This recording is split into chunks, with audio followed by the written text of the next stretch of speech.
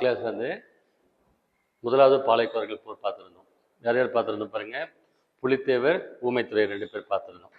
So அவருடைய தொடர்ச்சியாக பார்க்கலாம். ஆக்சுவலாக கட்டபொம்மனை என்ன பண்ணாங்கன்னு பார்த்தோம், தூக்கில் போட்டாங்கன்னு பார்த்தோம். என்ன டேட்டில் போட்டாங்கன்னு பார்த்தா பாருங்க, October 16, 1799. சரிங்களா? முதல்ல ஃபஸ்ட்டு புலித்தேவர் வந்து தலைமறைவாயிடுறான்னு படித்தோம் 1767. அதுக்கடுத்து வந்து கட்டபொம்மன் ஃபைட் பண்ணார். அவரை என்ன பண்ணாங்க ஆக்சுவலாக வந்து தூக்கில் போட்டுட்டாங்க. அதோட வந்து அந்த வார் எண்டாச்சு. அதுக்கு பேர் வந்து முதலாவது பாளையக்காரர்கள் போர்னு சொல்லி சொல்றாங்க. நெக்ஸ்ட் வந்து 2வது பாளையக்காரர்கள் போர் அல்லது தென்னிந்திய புரட்சி அப்படின்னு ஒரு டாபிக் இருக்கு. கொஷின்ஸ் ரொம்ப அதிகமாக வர ஏரியா, போன கிளாஸும் இந்த கிளாஸும். சரியா? இதுக்கு தென்னிந்திய புரட்சி அப்படின்னு சொல்லி அதுக்கு பேர் ஆக்சுவலாக. இப்போ கட்டபொம்மனுக்கு அப்புறம் வந்து அவருடைய தம்பி இருந்தது அப்படி ஊமைத்துறை. கட்டபொம்மனை தூக்கில் போட்டாங்க. அவருடைய தம்பி பேர் வந்து ஊமைத்துறை. அவர் கூட இருந்தான்னு சொன்னோம் இல்லையா? ஸோ அவர் வந்து பார்த்தீங்கன்னா கொஞ்சம் ஒர்க் பண்ணார் அகைன் ஸ்டில். என்ன ஒர்க் பண்ணாருன்னு பார்க்கலாம். இந்த ஊமைத்துறை இருக்கார் இல்லைங்களா, இவருடைய ஒரிஜினல் நேம் என்ன சொன்னோம், முத்துக்குமார சுவாமின்னு சொல்லி சொன்னோம். சரியா? ஸோ அவர் வந்து பார்த்தீங்கன்னா டெஃப் அண்ட் டம்மாக பிறந்திருக்காரு. பேச முடியாது, கேட்க முடியாது அப்படின்னு பிறந்திருக்காரு. பட் பயங்கர ஸ்கில் தான். திட்டங்களை வகுக்கிறது, சரிங்களா, எக்ஸிக்யூட் பண்ணுறது, அரேஞ்ச் பண்ணுறது, அதெல்லாம் பயங்கரமான ஆள். ஸ்கெட்ச் போடுறதுல பயங்கரமான ஆளுன்னு சொல்லி சொல்லியிருக்கிறாங்க ஆக்சுவலாக. அப்புறம் வந்து பார்த்தீங்கன்னா கல்லார்பட்டி மோதல் ஒன்று படித்தோம், ஞாபகம் இருக்கா? கல்லார்பட்டிங்கிற இடத்துல வந்து சண்டை போட்டுக்கிட்டாங்கன்னா அதில் வந்து ஊமைத்துறையை வந்து காப்பாற்றினார். யார் காப்பாற்றினாருன்னா சுந்தரலிங்கம் அப்படின்ற ஒருத்தர் காப்பாற்றிருக்கிறார். அந்த சுந்தரலிங்கம் வந்து முதல் தற்கொலை பண்ணிக்கக்கூடிய ஒரு ஆள் ஆக்சுவலாக. First suicide bomber. இந்த மேலே பாம்பை வச்சுக்கிட்டு சூசைட் பண்ணிக்கிறாங்க இல்லையா, ஃபர்ஸ்ட் இவர் தான் அப்படியே பண்ணியிருக்காரு ஆக்சுவலாக. சுந்தரலிங்கம் அப்படின்னு அவருக்கு பேர் ஆக்சுவலாக. ஸோ நெக்ஸ்ட் வந்து தூத்துக்குடி இடத்துல வந்து சண்டை வருது. 1801 தூத்துக்குடியில் வந்து சண்டை வருது. இந்த தூத்துக்குடியில் வந்து சண்டை வரும்பொழுது ஊமைத்துறையை வந்து எல்லா பாளையக்காரர்களும் சப்போர்ட் பண்ணுறாங்க. 2 பாளையக்காரர்கள் தவிர, எட்டயபுரம், உத்தமபாளையம் 2 பாளையக்காரர்களை தவிர மற்றவங்க எல்லாம் வந்து கட்டபொம்மனுடைய தம்பி ஊமைத்துறைக்கு வந்து சப்போர்ட் பண்ணுறாங்க. ஸோ ஊமைத்துறை என்ன பண்ணுறாருன்னா ஜெயிச்சிடுறாரு இங்கிலீஷ்காரங்களுக்கு எதிராக.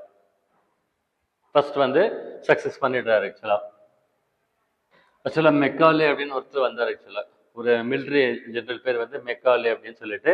அவர் வந்து திருவாங்கூர் படைகள், பிரிட்டிஷ்காரை சப்போர்ட் பண்ண திருவாங்கூர் படைகள் 2 சேர்ந்து சண்டை போடுறாங்க. பட் ஸ்டில் வந்து ஊமைத்துறை வந்து ஜெயிச்சிடுறாரு. சரியா? ஸோ 2வது டைம் ஃபர்ஸ்ட் டைம் அப்படி சக்ஸஸ் பண்ணிடுறாரு. ஸோ பார்த்தீங்கன்னா ஊமைத்துறை வந்து கண்டினியூஸாக சக்ஸஸ் பண்ணிகிட்டே இருக்கிறாரு அப்படின்னு சொல்லிட்டு ஆங்கிலேயர்கள் என்ன பண்ணுறாங்க, ஆப்போசிட் பார்ட்டிங்கெல்லாம் சேர்ந்து அவருக்கு எதிராக ஒரு சதி செய்கிறாங்க. இப்போ நம்ம மருதநாயகத்தை வந்து ஸ்கெட்ச் போட்டாங்கன்னு சொல்லி பார்த்தோம் இல்லையா? மருதநாயகம் கண்டினியூஸாக சக்ஸஸ்ஃபுல்லாக இருந்துக்கிட்டே இருந்தார் ஆக்சுவலாக. கடைசியில் என்ன பண்ணாங்க, அவரை வந்து கூட இருக்கிற எல்லாருமே வந்து கட் பண்ண விட்டு தனிமைப்படுத்தி அவர் ஜெயிச்சிட்டாங்க ஆக்சுவலாக. அதே மாதிரி இங்கேயே ட்ரை பண்ணாங்க ஆக்சுவலாக. ஸோ ஊமைத்துறையை வந்து பார்த்தீங்கன்னா என்ன பண்ணாங்க அப்படின்னா, இந்த இங்கிலீஷ் ஈஸ்ட் இந்தியா கம்பெனி சார்பாக வந்து மெக்காலே அப்படின்னு ஒருத்தர் இருக்கார். நம்ம எஜுகேஷன் ஃபீல்டில் படித்தோம், அந்த மெக்காலே வேறு இவர் வேறு ஆக்சுவலாக. சரிங்களா? இவர் வந்து மிலிட்ரி ஜெனரல். ப்ளஸ் பார்த்தீங்கன்னா மெட்ராஸ்லேருந்து பிரிட்டிஷ் ட்ரூப்ஸ் வந்தது. திண்டுக்கல்ல இருந்து பார்த்தீங்கன்னா படைகள் வந்தது. மலபார்லேருந்து படைகள் வந்தது. தஞ்சாவூர்ல வந்து மராத்திரிகள் ஆட்சி செஞ்சாங்கன்னு படிச்ச ஞாபகம் இருக்கா? 2ஆம் சரபோஜி, 1ஆம் சரபோஜி அவங்களும் வந்து பார்த்தீங்கன்னா சேர்ந்துக்கிட்டாங்க. புதுக்கோட்டை ராஜா, விஜயநகர தொண்டைமான், கட்டபொம்மனை காட்டுலேருந்து பிடிச்சி கொடுத்தது இவன். இவங்க எல்லாரும் சேர்ந்து ஊமைத்துறைக்கு எதிராக நின்று ஃபைட் பண்ணுறாங்க ஆக்சுவலாக. ஸோ ஊமைத்துறையால் வந்து அவங்கள ஃபேஸ் பண்ண முடியறதில்ல. சரி, ஏன்னா ஃபுல்லாக எல்லாருமே ஆப்போசிட்டில் அலைன் ஆகிட்டாங்க. ஸோ ஊமைத்துறை என்ன பண்ணுறாரு, எஸ்கேப் ஆகிடுறாரு. இருந்தாலும் பார்த்தீங்கன்னு சொன்னால் அக்னியூன்னு ஒருத்தர் இருக்கார் இல்லையா, கர்னல் அக்னியூன்னு ஒருத்தர் இருக்கார் ஆக்சுவலாக. அவர் வந்து பார்த்தீங்கன்னா பாஞ்சாலங்குறிச்சி கோட்டையை வந்து கைப்பற்றுறார். ஊமைத்துறை ஸ்ரீலங்கா இருக்கார் இல்லையா, அது வந்து கைப்பற்றுறாரு ஆக்சுவலாக. ஸோ கடைசியில் பார்த்தீங்கன்னா 1801 வந்து காளையார் கோயில் இடத்துல வந்து புரட்சி நடக்குது. ஊமைத்துறையுடைய எபிசோட் இது வந்து. ஊமைத்துறை அவளை சப்போர்ட் பண்ண எல்லாரும் சேர்த்து ஃபைட் பண்ணுறாங்க. ஸோ காளையார் கோயிலில் நடக்குது. ஸோ அகைன் 1801 வந்து திண்டுக்கல்ல வந்து ஃபைட் வருது. ஊமைத்துறைக்கும் அப்போசிட் கேங்க்கும் வந்து. பட் பார்த்தீங்கன்னா இவங்க தோத்துடுறாங்க, ஆப்போசிட்ல ஜெயிச்சிடுறாங்க. அதனால ஊமைத்துறை ப்ளஸ் அவருடைய இன்னொரு பிரதர் இருந்தார் இல்லையா, செவத்தையான்னு சொல்லி படிச்சோம் தெரியுமா, அவங்க 2 பேரையும் வந்து ரொம்ப டார்ச்சர் பண்ணி, சரிங்களா, தூக்கில் போட்டுறாங்கன்னு சொல்லி எழுதியிருக்காங்க. November 16, 1801 அவங்களை தூக்கில் போட்டுறாங்க. November 16, 1801 ஊமைத்துறையும் செவத்தையாவையும் டார்ச்சர் பண்ணி பிரிட்டிஷ்காரங்க கொன்னுடுறாங்க. தென்னிந்திய புரட்சி அப்படின்னு ஒரு டாபிக் இருக்கு ஆக்சுவலா. நம்ம தமிழ் இந்தியாவில் இருக்கக்கூடிய வரலாற்று அறிஞர்கள்லாம் அது என்ன சொல்றாங்கன்னா தென்னிந்திய புரட்சின்னு சொல்லி சொல்றாங்க. ஆனா ஆங்கிலேயர்கள் என்ன சொல்றாங்கன்னா nothing but an extension of first war அப்படின்றாங்க. முதலாவது பாளையக்காரர்கள் புரட்சி நடந்தது இல்லையா, அதுல கொஞ்சம் மிச்சம் இருந்தாங்க, ஃபைட் பண்ணாங்க. அவங்க சின்னதா சொல்றாங்க, நம்ம சைட்ல என்ன சொல்றோம், நம்ம பெருசா ஃபைட் பண்ணோம் நம்ம சொல்லிக்கிறோம். ஆக்சுவலா வந்து இதுல யாரெல்லாம் வராங்க, வீரமங்கை வேலுநாச்சியாரம்மன் ஒருத்தர் வராங்க. சிவகங்கை ஆண்ட மன்னருடைய ஒய்ஃப் ஆக்சுவலா. சிவகங்கை கேள்விப்பட்டிருக்கீங்க இல்லையா, டீப் சவுத்ல. ஸோ அங்க வந்து பாத்தீங்கன்னா வீரமங்கை வேலுநாச்சியார்னு ஒரு அந்தம்மா இருந்தாங்க. அவங்களுக்கு என்ன பெயர் கொடுத்துருக்காங்க, தென்னிந்தியாவின் ஜான்சி ராணி அப்படின்னு சொல்லி பெயர் கொடுத்துருக்காங்க. தென்னாட்டு ஜான்சி ராணி அப்படின்னு இன்னொரு பெயர் கொடுத்துருக்காங்க. யாரு கொடுத்துருக்காங்க, கடலூர் அஞ்சலை அம்மாளுக்கு கொடுத்துருக்காங்க. ஒரு கரெக்டா நோட் பண்ணிக்கோங்க, ஓகேங்களா. ஒட்டுமொத்த தேசமும் சொன்னது தென்னிந்தியாவின் ஜான்சி ராணின்னு சொல்றது வீரமங்கை வேலுநாச்சியார். மகாத்மா காந்தி வந்து தென்னாட்டு ஜான்சி ராணின்னு குறிப்பிட்டது கடலூர் அஞ்சலை அம்மாள். அந்த கடலூர் அஞ்சலை அம்மாள் என்ன பண்ணாங்க, ஆக்சுவலா மகாத்மா காந்தியை மீட் பண்ணக்கூடாதுன்னு பிரிட்டிஷ் கவர்மெண்ட் வந்து பேன் பண்ணியிருந்தாங்கன்னு படித்தோம் இல்லையா. அப்போ வந்து அந்த அம்மா அதையெல்லாம் பொருட்படுத்தாம பயப்படாம முஸ்லீம் ட்ரெஸ் இருக்குல்ல, புர்கா ட்ரெஸ் இருக்கு இல்லையா, அதை போட்டுட்டு வந்து மகாத்மா காந்தியை மாட்டு வண்டியில குதிரை வண்டியில வந்து மீட் பண்ணாங்க அப்படின்னு சொல்லிட்டு சொல்லியிருக்கிறாங்க. ஆக்சுவலா அவ்வளோ தைரியமா செயல்பட்டாங்கன்றதுக்காக அவங்கள தென்னாட்டு ஜான்சி ராணி மகாத்மா காந்தி வந்து அப்சர்வ் பண்ணியிருக்கிறாங்க. ஆக்சுவலா இவங்களை பத்தி இன்னொரு ஸ்பெஷலா ஒரு வேர்டு மென்ஷன் பண்றாங்க. இந்தியாவிலே வந்து முதல்ல வந்து ஆங்கிலேயர்களை எதிர்த்து நின்ன ஒரு பெண் அரசி, first female queen to how resisted the British அப்படின்னு சொல்லி சொல்லுவாங்க. யார் அப்படின்னா வீரமங்கை வேலுநாச்சியார். ஆக்சுவலா இவங்க வந்து செல்லப்ப சேதுபதின்றவங்களுடைய மகள். அவங்கள வந்து 16 வயசுல வந்து சிவகங்கை ஆண்ட ராஜா முத்துவடகநாதன் ஒருத்தர் இருக்கார், அவருக்கு கல்யாணம் பண்ணி கொடுக்குறாங்க. சிவகங்கை ஆண்ட ராஜா பேர் வந்து முத்துவடகநாதன், அவருக்கு மேரேஜ் பண்ணி தராங்க. ஸோ சிவகங்கை ராணியா அந்த அம்மா வந்து ஆகுறாங்க. ஆக்சுவலா பட் என்ன ஆகுது அப்ப அப்படின்னாக்க, காளையார் கோவில் அப்படிங்கிற இடத்துல வந்து சண்டை வருது. ஒரு இயர் வந்து 1772. ஓகேங்களா. சிவகங்கை ராஜாவுக்கு கல்யாணம் பண்ணி கொடுத்துறாங்க. சிவகங்கையில இந்த அம்மா இருக்காங்க. ஆக்சுவலா இங்கிலீஷ்காரங்களுக்கும் இந்த சிவகங்கை ராஜா முத்துவடகநாதருக்கும் காளையார் கோவில் போர் அப்படின்னு ஒன்று சண்டை வருது 1772.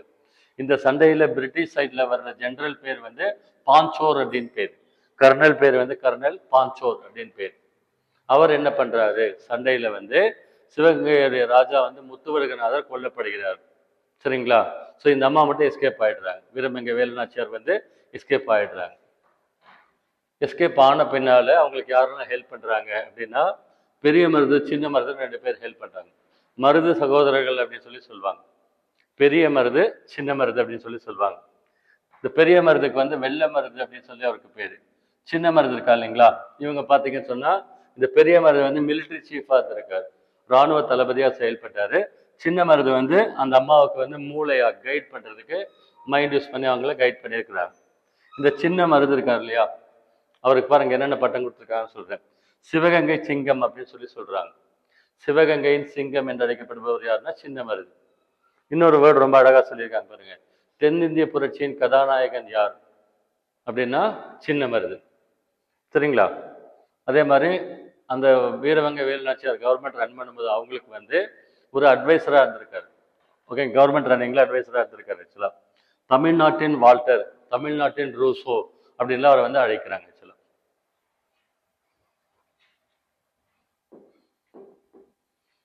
அதாவது டேட்டா நிறைய இருக்கிற மாதிரி இருக்கு. ஆக்சுவலா ஒரு ஸ்டோரி ஆக்சுவலா நடந்தது அப்படின்னு சொல்றாங்க, ஸ்டோரி மாதிரி தெரிஞ்சுக்கோங்க. ஸோ இந்த அம்மா வந்து பார்த்தீங்கன்னா காளையார் கோயில் போர்ல ஹஸ்பண்ட் முத்துவடகநாதர் வந்து இறந்துட்டார். ஆக்சுவலா அப்போ இந்த அம்மா தப்பிச்சு வராங்கன்னு சொல்லி சொல்றோம் இல்லையா, அந்த அம்மா தப்பிச்சு வரும்போது அவங்களுக்கு அடைக்கலம் கொடுத்து ஹெல்ப் பண்ணது பேர் வந்து திண்டுக்கல் கோபால நாயக்கர் அப்படின்னு பேர். திண்டுக்கல் கோபால நாயக்கர் அப்படின்னு அவரு ஹெல்ப் பண்றாரு. ஆக்சுவலா அந்த திண்டுக்கல் கோபால நாயக்கருடைய படை தளபதி பேர் வந்து தாண்டவராயர் அப்படின்னு பேர். அவருடைய பெயர் வந்து தாண்டவராயர். அவர் மூலமா இங்க இருக்கக்கூடிய இன்னொரு பெரிய ஆள் வந்து திப்பு சுல்தான் பக்கத்துல, அவருக்கு வந்து ஒரு ஹெல்ப் கேட்டு லெட்டர் எழுதுறாங்க. இந்த மாதிரி ராஜா இருந்துட்டாரு, நாடு எழுந்துட்டு நான் வெளியே நிற்கிறேன், ஸோ இங்கிலீஷ்காரங்களை இப்படி விடக்கூடாது, நம்ம அப்போஸ் பண்ணணும், எனக்கு ஹெல்ப் பண்ணுங்க, டெக்னிக்கல் சப்போர்ட்டு ஏதோ மிலிட்ரி சப்போர்ட்டு கொடுங்க அப்படின்னு அவர் திப்பு சுல்தானுக்கு அந்த அம்மா லெட்டர் எழுதுறாங்க. ஏதோ ஃப்ரெஞ்செல்லாம் படிச்சு வச்சாங்க அந்த அம்மா அந்த அப்பே. ஸோ அவர் பார்த்தீங்க சொன்னா திண்டுக்கல் கோட்டையில திப்பு சுல்தானுடைய ஏரியாவில் திண்டுக்கல் கோட்டையில இன்சார்ஜ் ஒரு பேர் வந்து சையத் அப்படின்னு பேர். அவர்கிட்ட வந்து படை வீரர்கள்லாம் கொடுத்து அனுப்புறாங்க. ஒரு 20,000 படை வீரர்கள் கொடுத்து அந்த அம்மாவுக்கு ஹெல்ப் பண்ணுங்க அப்படின்னு அனுப்புறதா சொல்றாங்க ஆக்சுவலா. ஸோ 1780 அந்த அம்மா என்ன பண்ணாங்க, திரும்பவும் சிவகங்கையை வந்து கைப்பற்றுறாங்க. சிவகங்கை வந்து ரீகேப்சர் பண்ணிடுறாங்க. சிவகங்கைக்கு ராணி ஆயிடுறாங்க. சரியா? புலித்தேவரை பத்தி படிச்ச ஞாபகம் இருக்கா? புலித்தேவர் எதை ஆண்டாரு சொன்னோம்? அவருடைய ஏரியா எதுன்னு சொன்னோம்? Western side. அவருடைய ஏரியாவுக்கு என்ன பாளையத்துக்கு அவர் பாளையக்காரராக இருந்தாரு? நெற்கட்டும் சேவல் பாளையம். வெஸ்டர்ன் பிளாக்கு ஹெட்டாக இருந்தாரு. பேர் வந்து நெற்கட்டும் சேவல் பாளையம் அப்படின்னு பேர். ஃபேன் மட்டும் போடுங்க, ஃபேன் போடுங்க. ஃபர்ஸ்ட் தேர்ட் சுவிட்ச் பார்த்து தெரியும். சொல்லுங்க. ஆமாங்க மேடம், ஆமாம். சில மூணாவது பாருங்க. ஆக்சுவலாக பக்கத்தில் வந்து மைசூரை ஆண்ட திப்பு சுல்தான். அந்த திப்பு சுல்தானுடைய ஏரியா வந்து திண்டுக்கல் வரைக்கும் இருந்தது. அவருடைய ஏரியாவில் இவங்களுக்கு பக்கம் திண்டுக்கல். ஸோ அங்கேருந்து ட்ரூப்ஸ் கொஞ்சம் ஹெல்ப் பண்ணுங்கன்னு சொல்லி அவர் ரெக்கமெண்ட் பண்ணாரு. அவங்க போய் ஹெல்ப் பண்ணதா சொல்கிறாங்க ஆக்சுவலாக. ஸோ நம்மளுக்கு வந்து புலித்தேவன், நெற்கட்டும் சேவல் பாளையத்தை புலித்தேவன் ஸ்டோரி படித்தப்ப நெற்கட்டும் சேவல் பாளையத்தை ஆங்கிலேயர்கள் எப்போ கைப்பற்றாங்கன்னு பார்த்தோம்? 1761. ஓகேங்களா? கொஸ்டின் அப்படி தான் கேட்பாங்க. 1761 இந்த மாஃபூஸ் கான் அப்படின்றவங்கெல்லாம் ட்ரை பண்ணாங்க, முடியல. யார் வந்து கைப்பற்றுறாங்க? மருதநாயகம், யூசுப் கான். மருதநாயகம் சொல்ற கான் சாஹிப் அல்லது யூசுப் கான், 3 பேர் படித்தோம் இல்லையா? அவர் தான் வந்து கைப்பற்றார் 1761. ஏன்னா அவர் தான் நல்ல வேரியர் மாதிரி இருந்தாருன்னு சொல்லி சொல்கிறோம். அதை வந்து திரும்பவும் வந்து புலித்தேவர் எப்போ கைப்பற்றுறாரு? அவரை பிரிட்டிஷ்காரங்க கொண்டுடுறப்ப. இப்போ பிரிட்டிஷ்காரங்க வந்து அந்த மருதநாயகத்தை கொள்றாங்கன்னு பார்த்தோம் 1764. அவர் எல்லாருக்கும் ஹெல்ப் பண்ண போறாரு, அக்ரிமெண்ட் எங்கள் நாலேஜ் இல்லாமல் சைன் பண்ணிக்கிட்டாரு, தனி அரசு அறிவிச்சுக்கிட்டாருன்னு சொல்லி இன்னும் தெரியுமா? அப்போ எல்லாம் ஆப்போஸ் பண்ணும்போது அவர் எக்ஸிக்யூட் பண்ணிட்டாங்க. ஸோ 1764 புலித்தேவர் ரீகேப்சர் நெற்கட்டும் சேவல் பாளையம். லைக்வைஸ் இங்கே வந்து பார்த்தீங்கன்னா சிவகங்கை ராணி வந்து வீரமங்கை வேலுநாச்சியார் 1780 வந்து சிவகங்கை வந்து மீண்டும் கைப்பற்றுறாங்க. இவங்க ஹெல்ப்போட, திண்டுக்கல் கோபால நாயக்கர் அவங்க திப்பு சுல்தானோட ஹெல்ப்போட ரீகேப்சர் வந்து பண்றாங்க ஆக்சுவலா. இந்த அம்மா கூட வேற எல்லாம் யாரெல்லாம் இருந்தாங்க அப்படின்னா, குயிலி அப்படின்னு ஒரு அம்மா இருந்தாங்க. ஒன்னெல்லாம் ஞாபகம் வச்சுக்கோங்க. குயிலி தற்கொலை படை பெண் தலைவி அப்படின்னு சொல்றாங்க. தற்கொலை படைன்னு ஒன்று வச்சிருந்தாங்களா? தற்கொலை படைனா என்ன பண்றது? நம்மளையே பிளாஸ்ட் பண்ணிக்கிறது, ஓகேங்களா? டேமேஜ் காஸ் பண்றது, சூசைட் ஸ்குவாட்னு சொல்லுவாங்க இல்லையா? அதுக்கு இருந்த ஃபீமேல் ஹெட் பேர் வந்து குயிலி. இந்த அம்மா என்ன பண்ணாங்க அப்படின்னாக்க, சிவகங்கை ஆண்டது வீரமங்கை வேலுநாச்சியார் கூட இருந்தாங்க ஆக்சுவலா. ஆங்கிலேயர்களுடைய ஆயுத கிடங்கு இருக்கு இல்லைங்களா? ஆயுதங்கள்லாம் வச்சிருக்காங்க இல்லையா? அந்த இடத்துல தன் மேல வந்து தீயை ஊத்திக்கிட்டு அங்க போய் பிளாஸ்ட் பண்ணி பயங்கர டேமேஜ் காஸ் பண்ணாங்களாம். பட் இந்த அம்மா இறந்துட்டாங்க ஆக்சுவலா. சூசைட் பாம் அவங்க வந்து. இவங்களுக்கு குயிலி அப்படின்னு அந்த அம்மாவுக்கு பேர் ஆக்சுவலா.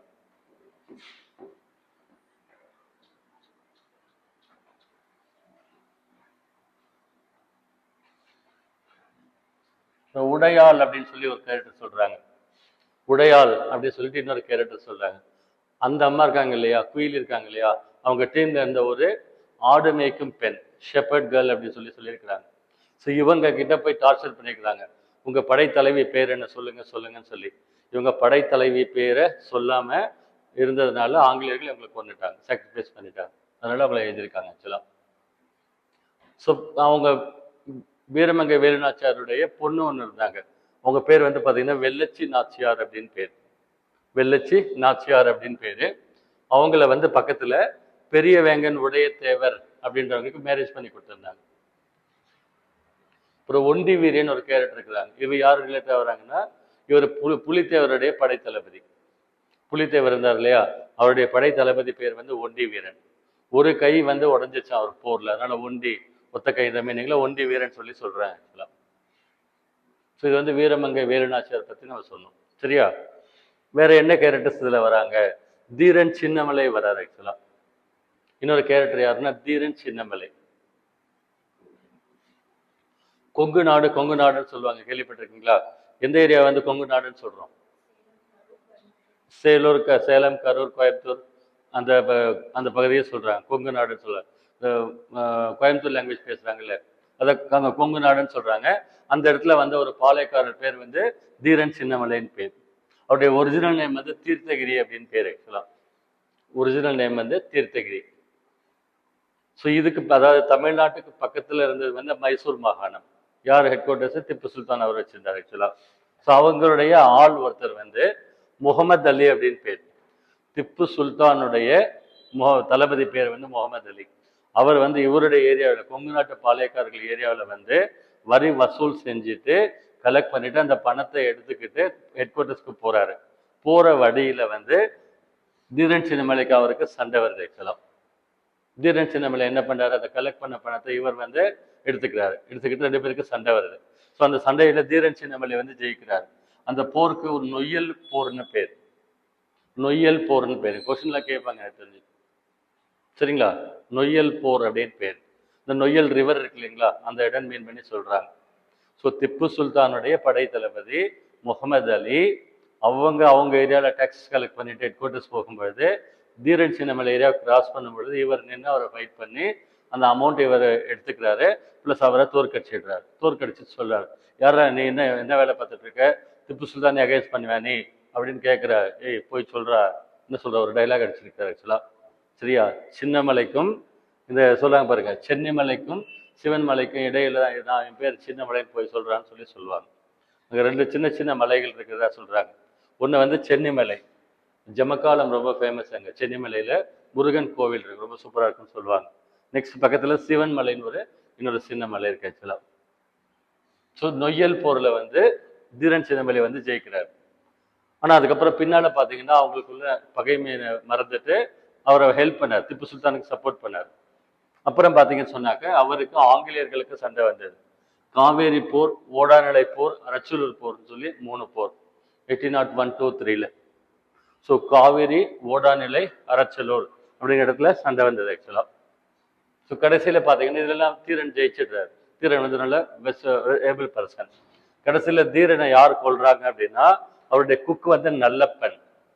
அவருக்கு சமையல்காரர் இருக்காங்க இல்லைங்களா, நல்லப்பன் ஒரு சமையல்காரர் இருக்காரு. அவர் வந்து விஷம் வச்சு ஆங்கிலேயருக்கு சூழ்ச்சி பண்ணி விஷம் வச்சு கொன்னுடுறாங்க. சரியா? அந்த தகவலை வந்து அவங்க வீட்டு வேலப்பன் வந்து பின்னால சொல்லியிருக்கான். செத்து போன பின்னால தகவல் வெளியே வந்திருக்கு. பாய்சன் வச்சு கொன்னுட்டாங்கன்னு சொல்றாங்க.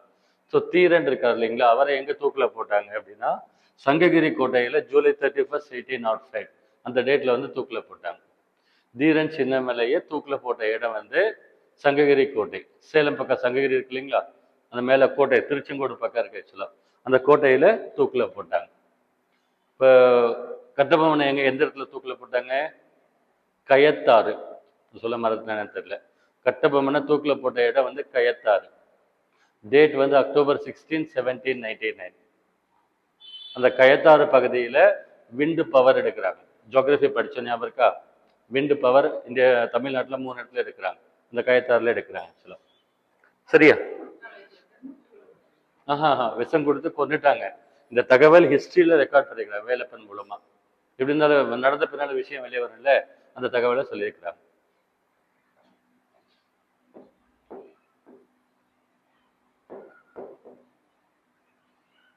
ஸோ நெக்ஸ்ட் ஒரு பெரிய டாபிக் என்ன அப்படின்னாக்க தென்னிந்திய புரட்சின்னு ஒரு டாபிக் இருக்கு பாருங்க. தென்னிந்திய புரட்சி அப்படின்னு பேர், அல்லது அதுக்கு திருச்சி பிரகடனம் சொல்லுவாங்க.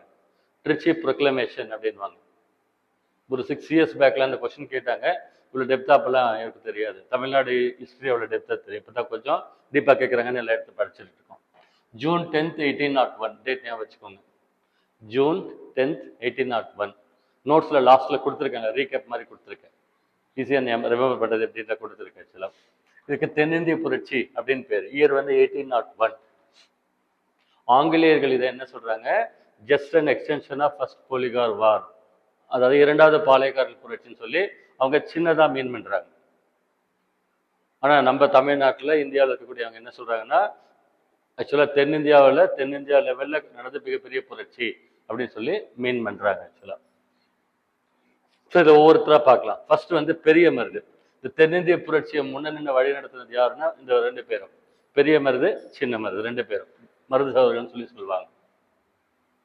ஸோ சின்ன மருது நம்ம பார்த்தோம் இல்லையா, ராணிக்கே வந்து அவர் வந்து ஒரு வழிகாட்டியா இருந்திருக்கிறார் ஆக்சுவலா. தென்னிந்திய புரட்சியின் கதாநாயகன் அப்படின்னு சொல்றோம். இந்த தென்னிந்திய புரட்சியை வெளியிட்டவர் யார், திருச்சி பிரகடனத்தை முன்மொழிஞ்சவர் யார் என்ன கேட்டாலும் சின்னவனை சொல்லணும், சின்ன மருதுன்னு சொல்லுவாங்க. ஸோ சிவகங்கை சிங்கம் அப்படின்னு அவருக்கு பேர் ஆக்சுவலா. தமிழ்நாட்டின் வால்டர், தமிழ்நாட்டின் ரூசோ அப்படின்லாம் அவரை வந்து அழைக்கிறாங்க ஆக்சுவலா. அப்புறம் இந்த தென்னிந்திய புரட்சின்னு என்ன மீன் பண்றாங்க அப்படின்னா, தென்னிந்தியா அளவுல சரிங்களா, தமிழ்நாட்டில் மட்டும் மதுரையில் டீப் சவுத்தில் மட்டும் இருந்தது இல்லையா, அப்படி இல்லாமல் சவுத் இந்தியா லெவலில் வந்து எல்லாரும் சேர்ந்து இந்த சின்ன சின்ன ராஜாக்கள் பாளையக்காரர்கள் அவங்கெல்லாம் சேர்ந்து ஆங்கிலேயர்களை எதிர்த்தாங்க. அதனால தென்னிந்திய புரட்சின்னு சொல்லி சொல்றாங்க. இந்த தென்னிந்திய புரட்சியை வந்து வழி நடத்தும் பொழுது பல இடங்கள்ல இருந்தது. கோயம்புத்தூர், மதுரை சைடு, திருநெல்வேலி சைடு அப்படின்னு, அங்க கர்நாடகா சைடு அப்படின்னு. ஸோ அங்கங்க யார் யாரெல்லாம் இருந்தாங்க அப்படின்னா, திருநெல்வேலி பகுதிக்கு யார் தலைவர்? கட்டபொம்மன். தென்னிந்திய புரட்சியில திருநெல்வேலி பிரிவுக்கு தலைவர் யார் அப்படின்னா கட்டபொம்மன். அதே மாதிரி திண்டுக்கல் பகுதிக்கு யார் இன்சார்ஜ்னா கோபால நாயக்கர். ராமநாதபுரம், மதுரை அந்த பகுதியில் யார் லீடர்ஷிப் கொடுத்தாங்க அப்படின்னா மருது சகோதரர்கள் ஆக்சுவலா. மலபார், கோவை அந்த பக்கத்துல யார் லீடர் அப்படின்னா இந்த பழசி ராஜான்னு படிச்சோம் இல்லையா, கேரள வர்மா பழசி ராஜான், அவருக்கு கொடுத்தாரு. நெக்ஸ்ட் கர்நாடக பகுதியில கிருஷ்ணப்ப நாயக்கர் அப்படின்னு ஒருத்தர் இருந்தார். கர்நாடக பகுதியில கிருஷ்ணப்ப நாயக்கர் அப்படின்னு ஒருத்தர் இருந்தார் ஆக்சுவலா.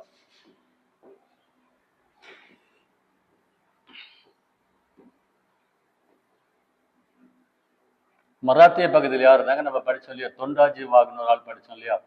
மராத்திய பகுதியில தொண்டாஜி வாக் அப்படின்னு ஒரு ஆளை பத்தி நம்ம படிச்சோம். ஒரு பேர் வந்து துண்டாஜி வாக். அவர் வந்து கர்நாடகாவில் திப்பு சுல்தான் அரசாங்க அவங்க கவர்மெண்ட்டுக்கு கீழே வந்து ஒர்க் பண்ணிட்டு இருந்தார், காலாட்படை தலைவர் ஆக்சுவலா. அவர் என்னன்னு சொல்றாங்கன்னு சொல்றோம், emperor of the two worlds அப்படின்னு சொல்லி சொல்றாங்க. ஒரு 3 இயர்ஸ் முன்னால கொஸ்டின் கேட்டிருந்தாங்க ஆக்சுவலா. அப்புறம் இந்த தென்னிந்திய புரட்சி வந்து நடந்தது இல்லையா, இந்த தென்னிந்திய புரட்சிக்கு வந்து எந்த இடத்துல வந்து சதி நடந்தது? சதினா ஸ்ட்ராட்டஜி. ஸ்ட்ராட்டஜி எங்க பிளான் பண்ணாங்கன்னா விருப்பாட்சி அப்படிங்கிற இடத்துல பிளான் பண்ணாங்க. விருப்பாட்சி அப்படின்ற இடத்துல. இதுக்கு மூளையா செயல்பட்டவங்க யார் அப்படின்னா கோபால நாயக்கர் இருக்கார் இல்லையா, சிவகங்கை அம்மாவுக்கு ஹெல்ப் பண்ணார்ல, அவரும் சின்ன மருது, இவங்க 2 பேரும் தான் வந்து பிரெயினா ஒர்க் பண்ணியிருக்கிறாங்க. ஸோ என்ன ஸ்ட்ராட்டஜி பிளான் பண்ணாங்க, எப்படி இதை வழி நடத்திட்டு போறது, எடுத்துட்டு போறது, ஆங்கிலேயர்கள் எதிர்க்கிறது அப்படின்னு சொல்லி அவங்க ஸ்ட்ராட்டஜி வந்து டிவைஸ் பண்ணாங்க. என்ன ஸ்ட்ராட்டஜி டிவைஸ் பண்ணாங்க? ஃபர்ஸ்ட் வந்து கொரில்லா டாக்டிக்ஸ், கொரில்லா போர் முறை நம்ம படிச்சிருக்கோம் இல்லையா, நிறைய பேர் யூஸ் பண்ணாங்கன்னு படிச்சோம் இல்லையா. ஸோ கொரில்லா போர் முறையை வந்து நம்ம தந்திரம் எடுக்கணும், அதே மாதிரி குதிரைப்படையை வச்சு நம்ம அட்டாக் பண்ணணும் அப்படின்னு சொல்லிட்டு இவங்க பிளான் பண்றாங்க, ஸ்ட்ராட்டஜி பிளான் பண்றாங்க. ஆனா சக்சஸ்ஃபுல்லா அவங்களால பண்ண முடியல. சரிங்களா. இந்த கிளர்ச்சியுடைய மையமா என்ன இருந்தது, எல்லாரும் எந்த இடத்துல கூடி பேசினாங்க அப்படின்னு சொன்னா காளையார் கோவில் அப்படின்னு சொல்லி பேர். இவங்களால சக்சஸ் பண்ண முடிஞ்சதா அப்படின்னு பார்த்தா அவ்வளவா சக்சஸ் பண்ண முடியல. ஏன் அப்படின்னா ஒற்றுமை இல்லை ஆக்சுவலா. பாருங்க, லேக் ஆஃப் யூனிட்டி இல்லை, அதே மாதிரி ஆர்மி ஸ்ட்ரென்த் இல்லை. இப்போ பிரிட்டிஷ்காரங்க அரௌண்ட் பக்கத்துல, வெளியில, உள்ள வெளிநாடுகள்ல எங்க வேணா ஆள் வச்சிருந்தாங்க. ஸோ அவங்களால மிலிட்டரி வந்து மொபிலைஸ் பண்ண முடிஞ்சது, இந்த கூட்டணியால மொபிலைஸ் பண்ண முடியல ஆக்சுவலா. திருச்சி பிரகடனம் அல்லது ஜம்புத்தீவு பிரகடனம்னு அதுக்கு பேர். அந்த திருச்சியில ஸ்ரீரங்கம் இருக்கு இல்லையா, அதுக்கு இன்னொரு பேர் ஜம்புத்தீவுன்னு சொல்லுவாங்களாம். ஸோ திருச்சி பிரகடனம் என்ன டேட் அப்படின்னா ஜூன் 10, 1801. ஜூன் 10, 1801ல திருச்சி பிரகடனம் அல்லது ஜம்புத்தீவு பிரகடனம் ஸ்ரீரங்கத்துல வந்து அவங்க ப்ரொக்ளைம் பண்ணாங்க. இதுக்கு பேர் வந்து தென்னிந்திய புரட்சி அப்படின்னு பேர். சரிங்களா. அது ரொம்ப முக்கியமா யார் பண்ணாங்கன்னா சின்ன மருது வந்து ப்ரொக்ளைம் பண்றாரு.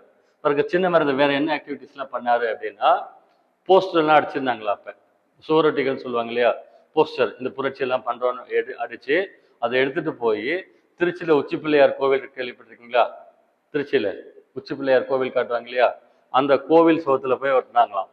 அதே மாதிரி பார்த்தீங்கன்னா ஸ்ரீரங்கம் கோவில் சுவரில் போய் ஒட்டினாங்களாம். திருச்சியில ஸ்ரீரங்கம் டெம்பிள் பெருசா இருக்கு இல்லையா, அந்த வால்ஸ்ல ஒட்டியிருக்கிறாங்க. பிளஸ் திருச்சியில ஃபோர்ட் இருக்கு ஆக்சுவலா, அந்த உச்சி பிள்ளையார் கோவில் இருக்குலாங்க, அது மேல போய் ஒட்டியிருக்கிறாங்க. சின்ன மருது வந்து 20,000 வீரர்களுக்கு மேல தயார்படுத்தினாராம் ஃபைட் பண்றதுக்காக. 20,000 படை வீரர்களை திரட்டினார் சொல்லி எழுதியிருக்காங்க ஆக்சுவலா. ஆனா அவங்களால என்ன பண்ண முடியல, சக்சஸ்ஃபுல்லா எடுத்துட்டு போக முடியல. ஆங்கிலேயர்கள் வந்து என்ன பண்ணாங்க, கிரஷ் பண்ணிட்டாங்க, ஒடுக்கிட்டாங்க ஆக்சுவலா. ஸோ இந்த மருது சகோதரர்கள் வந்து பக்கத்துல இருக்கக்கூடிய சிங்கனபுரி காடுகள்ல வந்து பதுங்கிட்டாங்க. சிங்கனபுரி ஃபாரஸ்ட் அப்படின்னு சொல்லி பிரிட்டிஷ்காரங்க என்ன பண்ணாங்க, கடைசியில் அவங்கள பிடிச்சு தூக்குல போட்டாங்க. பாருங்க, திருப்பத்தூர் கோட்டையில தூக்குல போட்டாங்கன்னு சொல்லுவாங்க. அக்டோபர் 24, 1801. ஆக்சுவலா 2வது தென்னிந்திய ஃபர்ஸ்ட் தென்னிந்திய புரட்சி முடிஞ்சது 1799ல, கட்டபொம்மனுடைய டெத்தோட முடியுதுன்னு சொல்றோம். அதுக்கு அடுத்து வந்து 1801ல இரண்டாவது பாளையக்காரர் புரட்சி நடந்தது, தென்னிந்திய புரட்சி நடந்தது.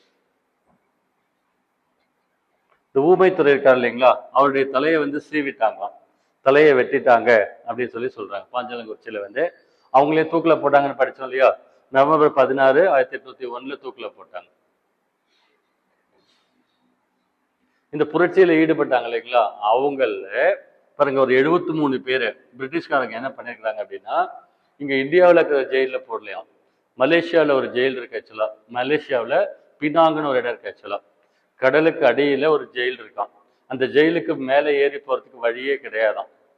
சரியா, அங்க இருந்து ஆப்ரேட் பண்ணவங்க மட்டும்தான் மேலே கீழே ஏத்திக்குவாங்களாம். அந்த மாதிரி ஒரு ஜெயில கொண்டு போய் போட்டாங்க. சரியா, இங்க இருந்தா பக்கத்துல இருந்தாங்கன்னா பேசுவாங்க, கூடுவாங்க, டிஸ்கஸ் பண்ணுவாங்கன்னு சொல்லிட்டு அந்த ஜெயில, பினாங் ஜெயில கொண்டு போய் போட்டிருக்கிறாங்க. அந்த ஜெயில வந்து வீரமங்க வேலன் சாருடைய பொண்ணு இருக்குல்ல, வெள்ளமருதுடைய பையன் ஆக்சுவலா, முத்து வடுகநாத துரை அப்படின்னு பேர். பெரிய மருது இருக்காருல்ல, பெரிய மருதுக்கு வெள்ளை மருதுன்னு பேர் சொன்னோம். அவருடைய பையனும் அந்த 73 பேர்ல ஒரு ஆளாம். அந்த ஜெயில கொண்டு போய் போட்டாங்கன்னு சொன்னாங்க. ஆங்கிலேயர்கள் வந்து ரொம்ப கொடுமைப்படுத்தினாங்க, ரொம்ப கொடுமைப்படுத்தினாங்கன்னு சொல்றாங்க ஆக்சுவலா. ஸோ இரண்டாவது பாளையக்காரர்கள் போரும் என்னாச்சு, எண்டாவது ஆக்சுவலா. ஸோ இது எண்ட் ஆகும்போது ஒரு அக்ரிமெண்ட் சைன் பண்றாங்க, ஜெயிச்சவங்களும் தோத்தவங்களும். அதுக்கு ரெண்டாவது கர்நாடக உடன்படிக்கைன்னு பேர். சைன் பண்ற டேட் வந்து ஜூலை 31, 1801. முதலாவது கர்நாடக உடன்படிக்கை எந்த வருஷம் வந்ததுன்னு பார்த்தோம், ஞாபகம் இருக்கிறது? ஃபர்ஸ்ட் கர்நாடிக் ட்ரீட்டி 1792 அப்படின்னு சொல்லிட்டு ஞாபகம் வச்சுக்கோங்க. 1792 முதலாவது கர்நாடக உடன்படிக்கை. அதுல என்ன நடந்ததுன்னு சொன்னோம், ஆற்காடு நவாப் பாளையக்காரர்களுக்கு வந்து டேக்ஸ் பண்ற ரைட்ஸை இங்கிலீஷ் ஈஸ்ட் இந்தியா கம்பெனிக்கு அந்த அக்ரிமெண்ட்ல சைன் பண்ணி கொடுத்தாரு. அது மூலமா தான் பாளையக்காரர்கள் வந்து இங்கிலீஷ் ஈஸ்ட் இந்தியா கம்பெனி டைரக்டா டேக்ஸ் கட்டுற மாதிரி வந்தது. அப்பதான் கட்டபொம்மன், புலித்தேவன் அவங்க எல்லாம் ஃபைட் பண்ணாங்க. ஸோ இது வந்து ரெண்டாவது கர்நாடக உடன்படிக்கை. இந்த ரெண்டாவது கர்நாடக உடன்படிக்கை என்னாச்சு, தென்னிந்திய புரட்சியை முடிச்சு வச்சிருச்சு. தென்னிந்திய புரட்சி முடிஞ்சது. சரிங்களா, முடிஞ்ச பின்னால சைன் பண்ணியிருந்தாங்க ஆக்சுவலா. பாருங்க, இந்த இரண்டாவது கர்நாடக உடன்படிக்கை மூலமா என்னாச்சு அப்படின்னா, பாளையக்காரர்கள் சிஸ்டமே எடுத்துட்டாங்க இங்கிலீஷ்காரர்கள். பாளையக்காரர்கள் சிஸ்டம் இருந்தது இல்லையா, அதை எடுத்துட்டாங்க. இந்த ஆற்காடு நவாப் இருக்கார் இல்லையா, அவர் தான் எல்லாம் ஹெல்ப் பண்ணார் இங்கிலீஷ்காரனுக்கு. இவ்வளவு கொடுமையா இருக்கு பாருங்க ஆக்சுவலா. இங்கிலீஷ்காரனுக்கு ஹெல்ப் பண்ணதெல்லாம் யாரு இங்கன்னா, வழிகாட்டினது, சாப்பாடு ஸ்டே பண்ண வச்சது, அப்படி பண்ணதெல்லாம் யாரு, ஆற்காடு நவாப். சரியா, ஸோ அவரை டம்மி ஆக்கி விட்டாங்க, ஆற்காடு நவாபை. ஸோ என்டையர் தமிழ்நாடு வந்து இங்கிலீஷ் இந்தியா கம்பெனி கிட்ட போயிடுச்சு. தமிழ்நாடு மொத்தமும் வந்து ஆங்கில கிழக்கிந்திய கம்பெனிக்கு கீழே இந்த ரெண்டாவது கர்நாடக உடன்படிக்கை மூலமா போக வேண்டியதா இருந்தது. இந்த தென்னிந்திய புரட்சியை ஒடுக்கியவர் யார் அப்படின்னா, கர்னல் அக்னியும்னு சொல்லுவாங்க, ஞாபகம் வச்சுக்கோங்க. ஒரு பேர் வந்து கர்னல் அக்னியும் அப்படின்னு அவருக்கு பேர் ஆக்சுவலா. கொஸ்டின் கண்டிப்பா கேட்பாங்க, புரட்சி யாரு லீட் பண்ணாங்க, என்ன நடந்தது, எப்படி எண்டாச்சு, யார் வந்து புரட்சியை வந்து அடக்குனாங்க அப்படின்னு கேட்பாங்க.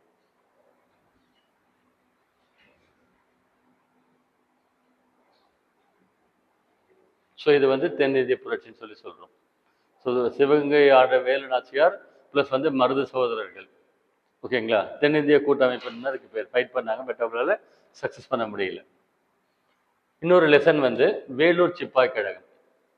வேலூர் சிப்பாய் கழகம் அப்படின்னு ஒரு லெசன் இருக்கு நம்மளுக்கு.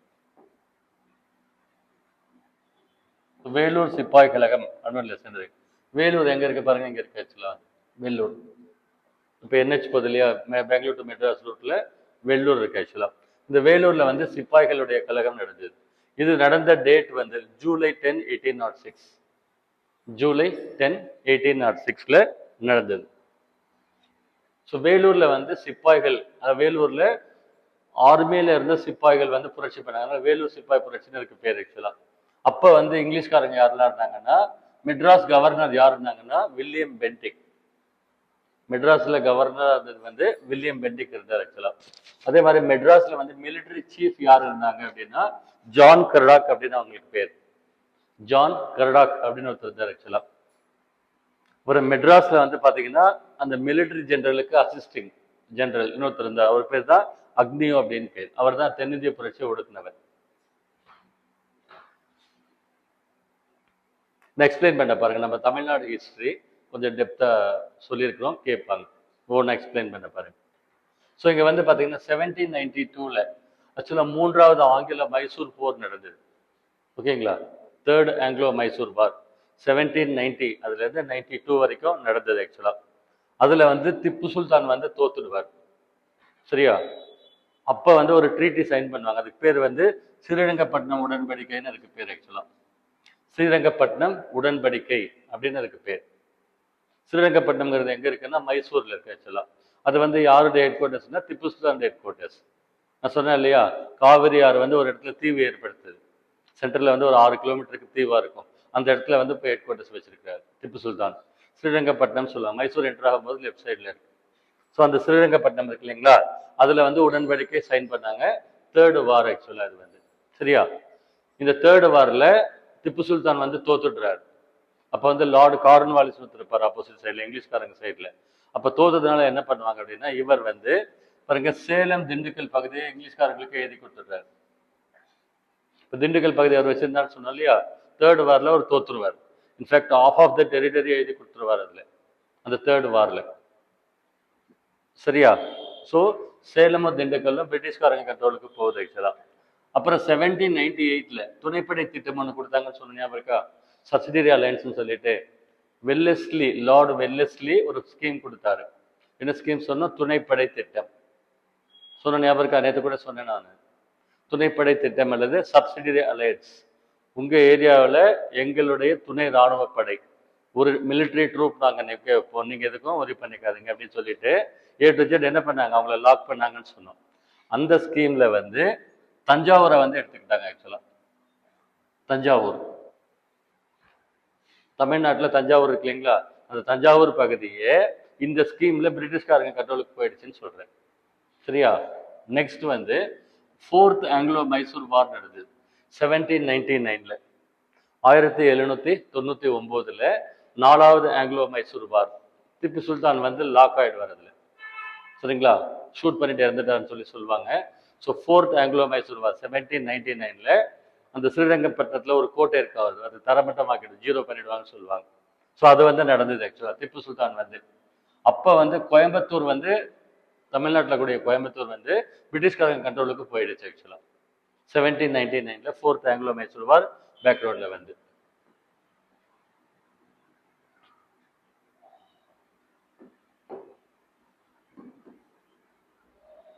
சரிங்களா? நெக்ஸ்ட் 1801 என்ன பார்த்தோம்? இப்போ தென்னிந்திய புரட்சி ஒடுக்கப்பட்டதுன்னு சொல்லி பார்த்தோம். அப்படி தானே பார்த்தோம்?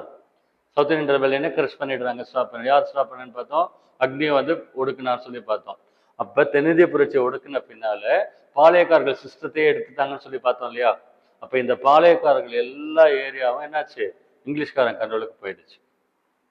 ஓகேங்களா? அவங்க கிட்ட அதாவது முதலாவது பாளையக்காரர்கள் பற்றி ஜெயிச்சுட்டாங்க, ரெண்டாவது ஜெயிச்சுட்டாங்க. அப்போ அந்த ஏரியா ஃபுல்லாக யார்கிட்ட போகுது, அவங்க கண்ட்ரோலில் போயிடுது. So whole of Tamil Nadu, Tamil Nadu முழுசும் வந்து அவங்க கண்ட்ரோலில் போயிடுதுன்னு சொல்கிறாங்க. இந்த 2வது கர்நாடக உடன்படிக்கை சைன் பண்ணுறாங்க இல்லையா, தென்னிந்திய புரட்சியுடைய எண்டில், அதில் வந்து நவாபு கிட்ட இருக்கக்கூடிய பகுதிகளில் பிரிட்டிஷ்காரங்களுக்கு எழுதி தராரு. என்னென்ன பகுதியில் எழுதி தராரு பாருங்க. நார்த் ஆர்காட், சவுத் ஆர்காட், திருச்சி, மதுரை, திருநெல்வேலி, இந்த பகுதிகளை எல்லாம் ஆர்காடு நவாப் என்ன பண்றாரு, அவங்களுக்கு எழுதி தராரு. பாளையக்காரர்கள் சிஸ்டம் தோத்து போச்சு, நவாபும் தோத்த மாதிரி அர்த்தம். சரிங்களா? அந்த மாதிரி எழுதி கொடுத்துட்றாங்க ஆக்சுவலா. ஸோ பாருங்க, நல்லா புரிஞ்சுக்கோங்க. ஹோல் ஆஃப் தமிழ்நாடு யார்கிட்ட போகுது, பிரிட்டிஷ்காரன் கண்ட்ரோலில் போகுது. தமிழ்நாடு முழுசும் பிரிட்டிஷ்காரனுடைய கண்ட்ரோலுக்கு போயிடுது ஆக்சுவலா. இந்த ஆர்காட் நவாப் இருக்கார் இல்லையா, அவர் தான் இந்த எல்லா வேலையிலையும் பிரிட்டிஷ்காரங்களுக்கு ஹெல்ப் பண்ணது. ஆனால் கடைசியில் என்னாச்சு, அவரே டீலில் விட்டாங்க. இங்கிலீஷ்காரங்க அப்படிதான் பண்ணாங்க ஆக்சுவலா. ஸோ நவாப் இருக்கார் இல்லையா, அவருக்கு எல்லா பவர்ஸையும் எடுத்துடுறாங்க. அவர்கிட்ட இந்த அதிகாரங்கள்லாம் பறிச்சுட்டு அவர் என்ன பண்றாங்க, வெறும் பென்ஷனர் ஆக்கி விட்டுறாங்க. பென்ஷன் வாங்குற மாதிரி பென்ஷனரா ஆக்கி விட்டுறாங்க ஆக்சுவலா. ஸோ பாளையக்காரர்களுக்கு என்னாச்சு, அவங்க நாடு இழந்துட்டாங்க, அவங்களுடைய பகுதிகளை ஃபுல்லா இழந்துட்டாங்க இல்லையா. இப்போ ராஜாவுக்கு திடீர்னு எம்டிஆர் நிலைன்னா எப்படி இருக்கும், அந்த மாதிரி இருந்தது ஆக்சுவலா. அதே மாதிரி ராணுவத்தில் இருந்த சிப்பாய்கள் இருக்காங்க இல்லைங்களா, இப்போ பாளையக்காரர்கள் இருந்தாங்கன்னா அவங்க கிட்ட சிப்பாய்களை வேலை செய்வாங்க. பாளையக்காரர்களுக்கிட்டே சிஸ்டம் போச்சு, அப்போ அங்கே வேலை போச்சு. ஓகேங்களா? பாருங்க. ஸோ ஆர்மியில் இருக்கக்கூடிய சிப்பாய்ஸ் அவங்களுக்கும் வேலை போயிடுச்சு ஆக்சுவலா. 4வது மைசூர் போர்ல திப்பு சுல்தான் இறந்த பின்னால, சரிங்களா, அவர் அந்த 4வது மைசூர் வாரில் திப்பு சுல்தான் இறந்த பின்னால அவருடைய வாரிசுகள் இருக்காங்க இல்லைங்களா, அவங்கள வந்து ஒரு 4-5 பேர் அரெஸ்ட் பண்ணிட்டு கொண்டு போய் வேலூர் ஜெயிலில் வச்சிருந்தாங்க, அவங்களுடைய வாரிசுகள். அவர் ஆக்சுவலா பேசிக்கலி யாரு, முஸ்லீம் ஆக்சுவலா. ஸோ 8, 10, 15 அந்த பசங்க அந்த மாதிரி இருந்திருப்பாங்க ஆக்சுவலாக. பிடிச்சிட்டு போய் அவங்க என்ன பண்ணாங்க, வேலூர் ஜெயிலில் வச்சிருக்கிறாங்க ஆக்சுவலாக. அதனால என்ன பண்ணாங்கன்னா அவங்க சொந்தக்காரங்க எல்லாரும், திப்பு சுல்தானுடைய சொந்தக்காரங்கள ஒரு முக்காவாசி பேர் வந்து வேலூர் கோட்டை இருக்கு இல்லைங்களா, அதை சுற்றி இடத்துல குடி போயிட்டாங்களாம். என்ன பசங்களை ஃபுல்லாக உள்ள வச்சிருக்கிறாங்கன்னு சொல்லிட்டு அங்கே போயிட்டாங்க ஆக்சுவலாக. ஸோ அதில் வந்து அவருடைய பையன் வந்தாங்க, ஃபத்தே ஹைதர்னு அவருக்கு பேர். திப்பு சுல்தானுடைய பையன் பேர் வந்து ஃபத்தே ஹைதர் அப்படின்னு பேர். அவனையும் அந்த ஃபோர்ட்டில் ஜெயிலில் வச்சிருந்தாங்க ஆக்சுவலாக. ஸோ 3000க்கு மேலே திப்பு சுல்தானுடைய ரிலேட்டிவ்ஸ் வந்து அந்த ராஜா வம்சத்து பசங்க அங்கே இருக்கிறாங்கன்னு சொல்லிட்டு வேலூருக்கு குடிபெயர்ந்தாங்கன்னு சொல்லி அப்போ சொல்லியிருக்கிறாங்க ஆக்சுவலாக.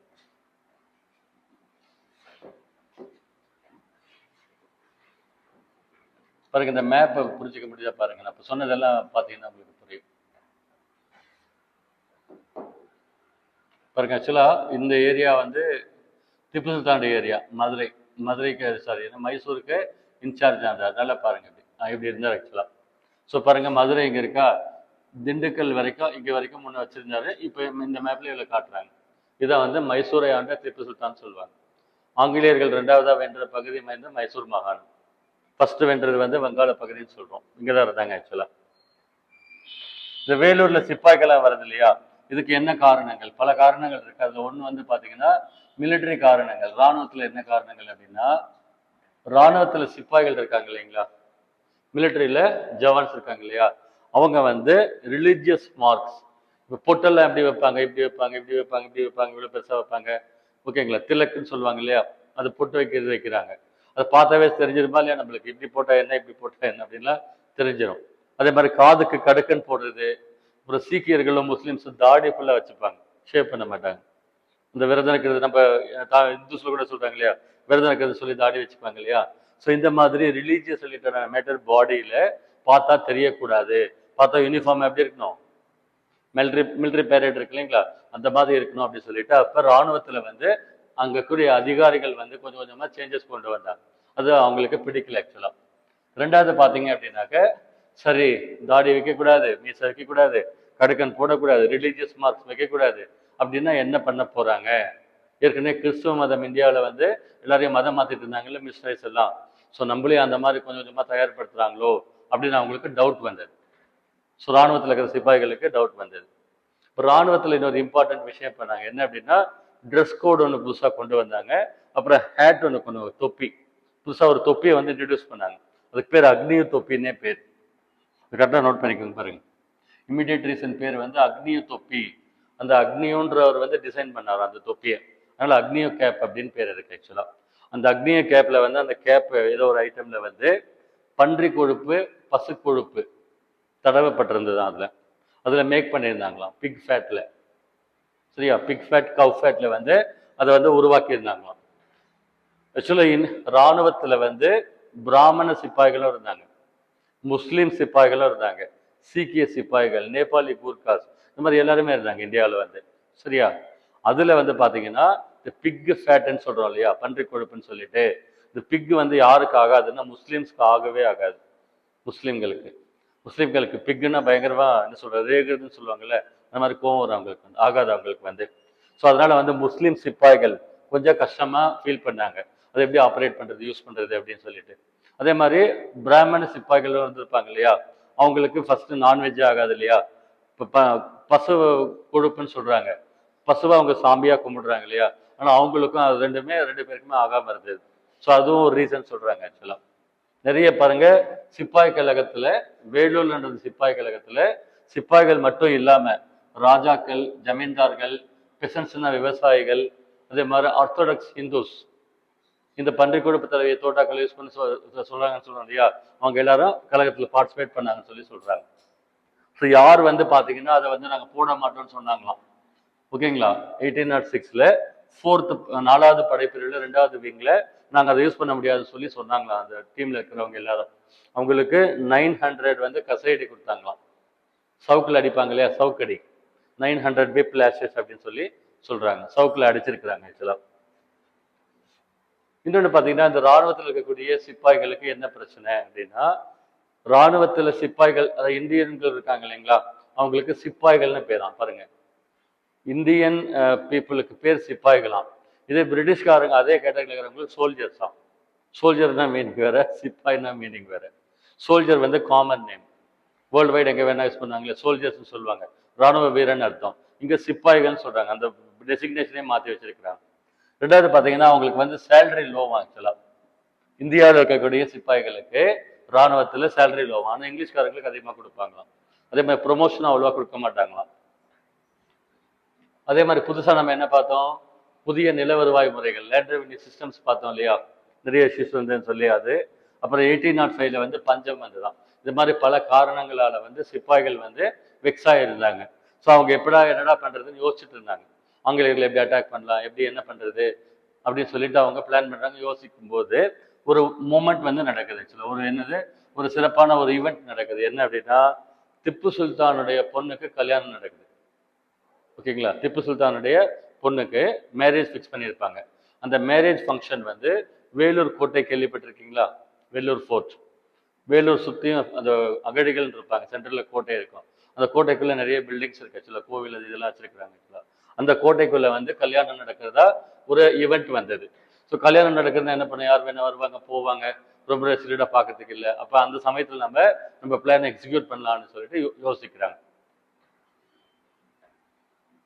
ஸோ அவங்களுக்கு அந்த ராணுவத்தில் கொண்டு வந்த அந்த டிசிப்ளினரி ஆக்டிவிட்டீஸ், ரிலீஜியஸ் மார்க்ஸு, மீஸு, தாடி வைக்கக்கூடாது அப்படின்னு சொல்கிறாங்க இல்லையா, அது அந்த மாதிரி இஷ்யூஸ்லாம் ப்ராப்ளம் வந்தது.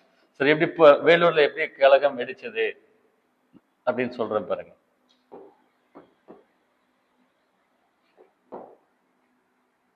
ஆக்சுவலாக 13ஆம் தேதி வந்து கலகம் பண்ணுறதா அவங்க பிளான் பண்ணியிருந்தாங்க. ஆக்சுவலாக நடந்தது வந்து 10ஆம் தேதி.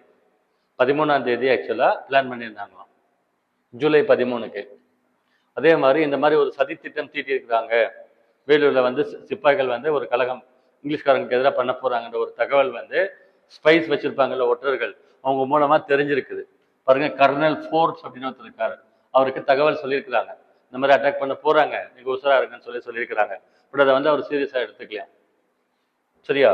ஸோ அப்புறம் ஜூலை 9ஆம் தேதி நைட்டு, ஆக்சுவலாக அடுத்த நாள் காலையில் மேரேஜ். ஆக்சுவலாக அன்னைக்கு நைட்டு வந்து பார்த்தீங்கன்னு சொன்னால், வேலூர் கோட்டைன்னு சொல்லுவாங்கல்ல, அந்த கோட்டைக்குள்ள இன்னர் ஏரியா ஒன்று இருக்கு ஆக்சுவலாக, மெயின் கேட் இருக்கு ஆக்சுவலாக. அந்த கோட்டைக்கு மெயின் கேட்டுக்கு இன்சார்ஜ் ஒருத்தர் இருக்காரு, ஷேக் ஜமேதார் காசிம் அப்படின்னு அவருக்கு பேர் ஆக்சுவலாக. இவர் வந்து திப்பு சுல்தானுடைய படைப்பிரிவில் இருந்த ஆள் ஆக்சுவலாக. இப்போ திப்பு சுல்தான் தோத்துட்டாரு, அனெக்ஸ் பண்ணிக்கிட்டாங்க. ஆனால் அங்கிருந்து இவரை கூட்டு வந்து இங்கே வேலூர் கோட்டைக்கு போட்டிருக்கிறாங்க. அங்கே ராணுவ வீரர், இங்கே ராணுவ வீரர், அந்த மீனிங்ல அவங்க போட்டிருக்கிறாங்க. இவர் இருக்கார் ஆக்சுவலாக வந்து. இவர் என்ன அப்படின்னாக்க, 12 மணி மிட் நைட்ல, 12 o'clock எல்லாம் இருந்து தூங்குற டைம் இல்லையா, அந்த டைம்ல இவர் அந்த கோட்டைக்கு கேட் இன்சார்ஜ் ஆகிறார் இல்லையா, இவர் வந்து கோட்டையை கைப்பற்றணும் ஆக்சுவலா. 12 o'clock வந்து எல்லாம் ஒர்க் இப்போ கலகம் பண்ண போறாங்க. ஸோ கோட்டையை இப்போ அவங்க கைப்பற்றணும்னு சொல்லியிருந்தாங்க. வெளியில வந்து பார்த்தீங்கன்னு சொன்னாக்கா, அவருடைய ஃபத்தே ஹைதர் இருக்கார்ல, திப்பு சுல்தானுடைய சன் ஃபத்தே ஹைதர், அவனுக்கு இன்னொரு அண்ணன் இருந்தான், அவன் பேர் ஜமாலுத்தீன் அப்படின்னு பேர். இன்னொரு பையன், திப்பு சுல்தானுடைய இன்னொரு பையன், கோட்டைக்கு வெளியே இருந்து பார்த்தீங்கன்னா பார்த்துக்கணும், இந்த ஆக்டிவிட்டியை ஃபாலோ பண்ணணும்னு சொல்லியிருக்கிறாங்க. ஸோ 2 நாள்ல வந்து 10,000 வீரர்களுக்கு மேலே கொண்டு வந்து இறக்கி இங்கிலீஷ்காரங்களை அட்டாக் பண்ணி நம்ம என்ன பண்ணணும், திரும்பவும் நம்ம மைசூர் மாகாணத்தை மீட்டெடுக்கணும் அப்படின்னு பெருசாக ஒரு திட்டம் தீட்டுறாங்க ஆக்சுவலாக. ஸோ ஜூலை 10 அர்லி மார்னிங்ல வந்து, அடுத்த நாள் காலையில் அர்லி மார்னிங் கலகம் வந்து ஸ்டார்ட் ஆகுது. ஸோ வேலூர் சிப்பாய் கலகம் எப்போ நடந்ததுன்னா ஜூலை 10 அர்லி மார்னிங். என்னென்ன பண்ணாங்க அப்படின்னா, ஃபர்ஸ்ட் வந்து 13 பிரிட்டிஷ்காரங்களை வந்து கொண்டுடுறாங்க, ஷூட் பண்ணிடுறாங்க. சரியா? முதல் பலி யார் அப்படின்னா கர்னல் ஃபேன்கோர்ட் அப்படின்னு அவருக்கு பேர். முதல்ல யாரை சுட்டு தள்ளுறாங்க, ஃபர்ஸ்ட் பலி, அவர் பேர் வந்து கர்னல் ஃபேன்கோர்ட் அப்படின்னு பேர். நெக்ஸ்ட் மெக்கராஸ் இருக்காரு, அவரையும் கொண்டுடுறாங்க ஆக்சுவலா. இதுல இன்வால்வ் ஆன படைப்பிரிவு யார் அப்படின்னா 23வது படைப்பிரிவுல 2வது விங் அப்படின்னு சொல்றாங்க. கோட்டைக்கு வெளியே பிரிட்டிஷ்காரர் நிறைய பேர் இருந்தாங்க, கோட்டைக்கு வெளியே வந்திருக்காங்க. யார் யாரெல்லாம் இருக்காங்க, ஆம்ஸ்ட்ராங் ஒருத்தர் இருக்காரு, எல்லிஸ் ஒருத்தர் இருக்காரு, பாப்ஹாம் அப்படின்னு ஒருத்தர் இருக்காரு, அவங்க எல்லாருமே இருக்கிறாங்க. அவங்களும் என்ன பண்ணாங்க, டக்குன்னு எடுத்து ஷூட் பண்றாங்க. இந்தியா பாகிஸ்தான் வார் வந்தது பாத்தீங்கன்னா ஒரு 4 நாள் மட்டும் நடந்தது இல்லையா, யார் எங்க யாரை சுடுவாங்கன்னு தெரியாது, வார் ஜோன் அப்படி, அந்த மாதிரி எல்லாம் அட்டாக் பண்ணிடுறாங்க ஆக்சுவலா. ஸோ அட்டாக் பண்றாங்க. இவங்க அட்டாக் பண்றது அவங்களுக்கு தெரிய வர்றதுக்கு முன்னால் அட்டாக் பண்றாங்க. உடனே என்ன பண்றாங்க, ஃபத்தே ஹைதரை வந்து திரும்பவும் திப்பு சுல்தானுடைய பையனை வந்து எங்க ராஜா அப்படின்னு இவங்க அறிவிக்கிறாங்க ஆக்சுவலா. அறிவிச்சுட்டு அந்த வேலூர் கோட்டையில வந்து திப்பு சுல்தானுடைய புலி கொடியை ஏத்துறாங்க. திப்பு சுல்தானுடைய கொடி வந்து புலிக்கொடி, டைகர் பிளாக், அதை வந்து ஏத்துறாங்க. ஏத்துனா என்ன அர்த்தம், அவங்க கண்ட்ரோல்னு அர்த்தம். சரியா? அப்படி ஏத்துறாங்க ஆக்சுவலா. கோட்டைக்கு வெளியில வந்து மேஜர் கூட்ஸ்னு ஒருத்தர் இருந்தார், ஃபோர்ட்டுக்கு வெளியே. இங்கிலீஷ்காரர் இன்னொருத்தர் வந்து மிலிட்டரி ஜெனரல் பேர் வந்து கூட்ஸ் அப்படின்னு பேர். அவர் ட்ரை பண்றாரு, பட் அவுட் ஆஃப் ரேஞ்ச், ஒன்றும் பண்ண முடியல, எல்லாம் கழகத்தில் ஈடுபட்டு இருக்காங்க இல்லையா. அதனால பக்கத்துல இருக்கக்கூடிய அந்த கர்னல் கில்லப்ஸ்னு ஒருத்தர் இருக்காரு. ஆக்சுவலா பக்கத்துல குதிரைப்படை தளபதி ஆற்காடு பகுதியில் அவர் இருக்கார். அவர் பேர் வந்து கர்னல் கில்லப்ஸின் பேர். அவருக்கு இன்ஃபார்ம் பண்றாங்க காலையில, அவர் வந்து வராரு. ஆக்சுவலா கர்னல் கில்லப்ஸி பக்கத்துல இருந்து வராரு. அவர் வந்து ஆற்காடுல குதிரைப்படைக்கு தலைவர். ஆக்சுவலா அங்கிருந்து வராரு. ஆக்சுவலா அவர் கூட கேப்டன் யங்னு ஒருத்தர் வராரு. ஆக்சுவலா அவர் கூட கேப்டன் யங், கென்னடி, அவங்க 2 பேர் கூட வராரு. வந்தவர் என்ன பண்றாரு அப்படின்னா, வேலூர் கோட்டை என்ட்ரன்ஸ்க்கு வந்துடுறாரு. வந்துட்டு என்ன பண்றாரு, வெயிட் பண்றாரு. வேலூர் கோட்டை கதவுகள் ரொம்ப பெருசா இருக்குமா. அதை மேனுவலா வந்து ஓப்பன் பண்ண முடியாதான். பீரங்கி பீரங்கி போய் கொண்டு வாங்கன்னு சொன்னாராம். பீரங்கி இருக்கு இல்லைங்களா, அதை கொண்டு வாங்கன்னு சொன்னாராம். அதை வர்ற வரைக்கும் பொறுமையா வெயிட் பண்ணி, பீரங்கி வந்த பின்னால, பீரங்கி நல்ல ஃபோர்ஸா வெயிட்டா இருக்கும் இல்லையா, அதை கொண்டு போய் பயங்கரமா சினிமா கணக்கா கேட் என்ன பண்ணிருக்காரு, உடைச்சிட்டு உள்ள போயிருக்காரு. போயிட்டு 15 நிமிஷத்துல 800 பேரை கொண்டு போட்டாராம். ஸ்பாட்ல வந்து 800 பேருக்கு மேல கொண்டுட்டாருன்னு எழுதியிருக்கிறாங்க. அவர் கூட இருந்த ஃப்ரெண்ட் ஒருத்தர் இருக்காரு. ஆக்சுவலா பிளாக்கிங்டன் அப்படின்னு அவருக்கு பேர். கில்லப்ஸி வந்து ரொம்ப ஒர்ஸ்டா நடந்துக்கிட்டாருன்னு சொல்றாங்க. அவங்க அடிமைப்படுத்தி வச்சிருக்கிறோம், ஃபைட் பண்றாங்க, விடுதலை பண்ண ட்ரை பண்றாங்க. அவங்கள போய் இவர் வந்து எல்லாரையும் ஸ்பாட்ல கொண்டுட்டாராம். டக்குன்னு ஷூட் பண்ணிட்டாராம். ஃபிராக்ஷன் ஆஃப் செகண்ட்ல வந்து பாருங்க, கழகத்தை வந்து வெறும் 15 நிமிஷத்துல ஒடுக்கிட்டாராம். ஜஸ்ட் 15 நிமிஷத்துல வந்த 15 நிமிஷத்துல கழகத்தை வந்து ஒடுக்கிட்டாருன்னு சொல்லி எழுதியிருக்காங்க.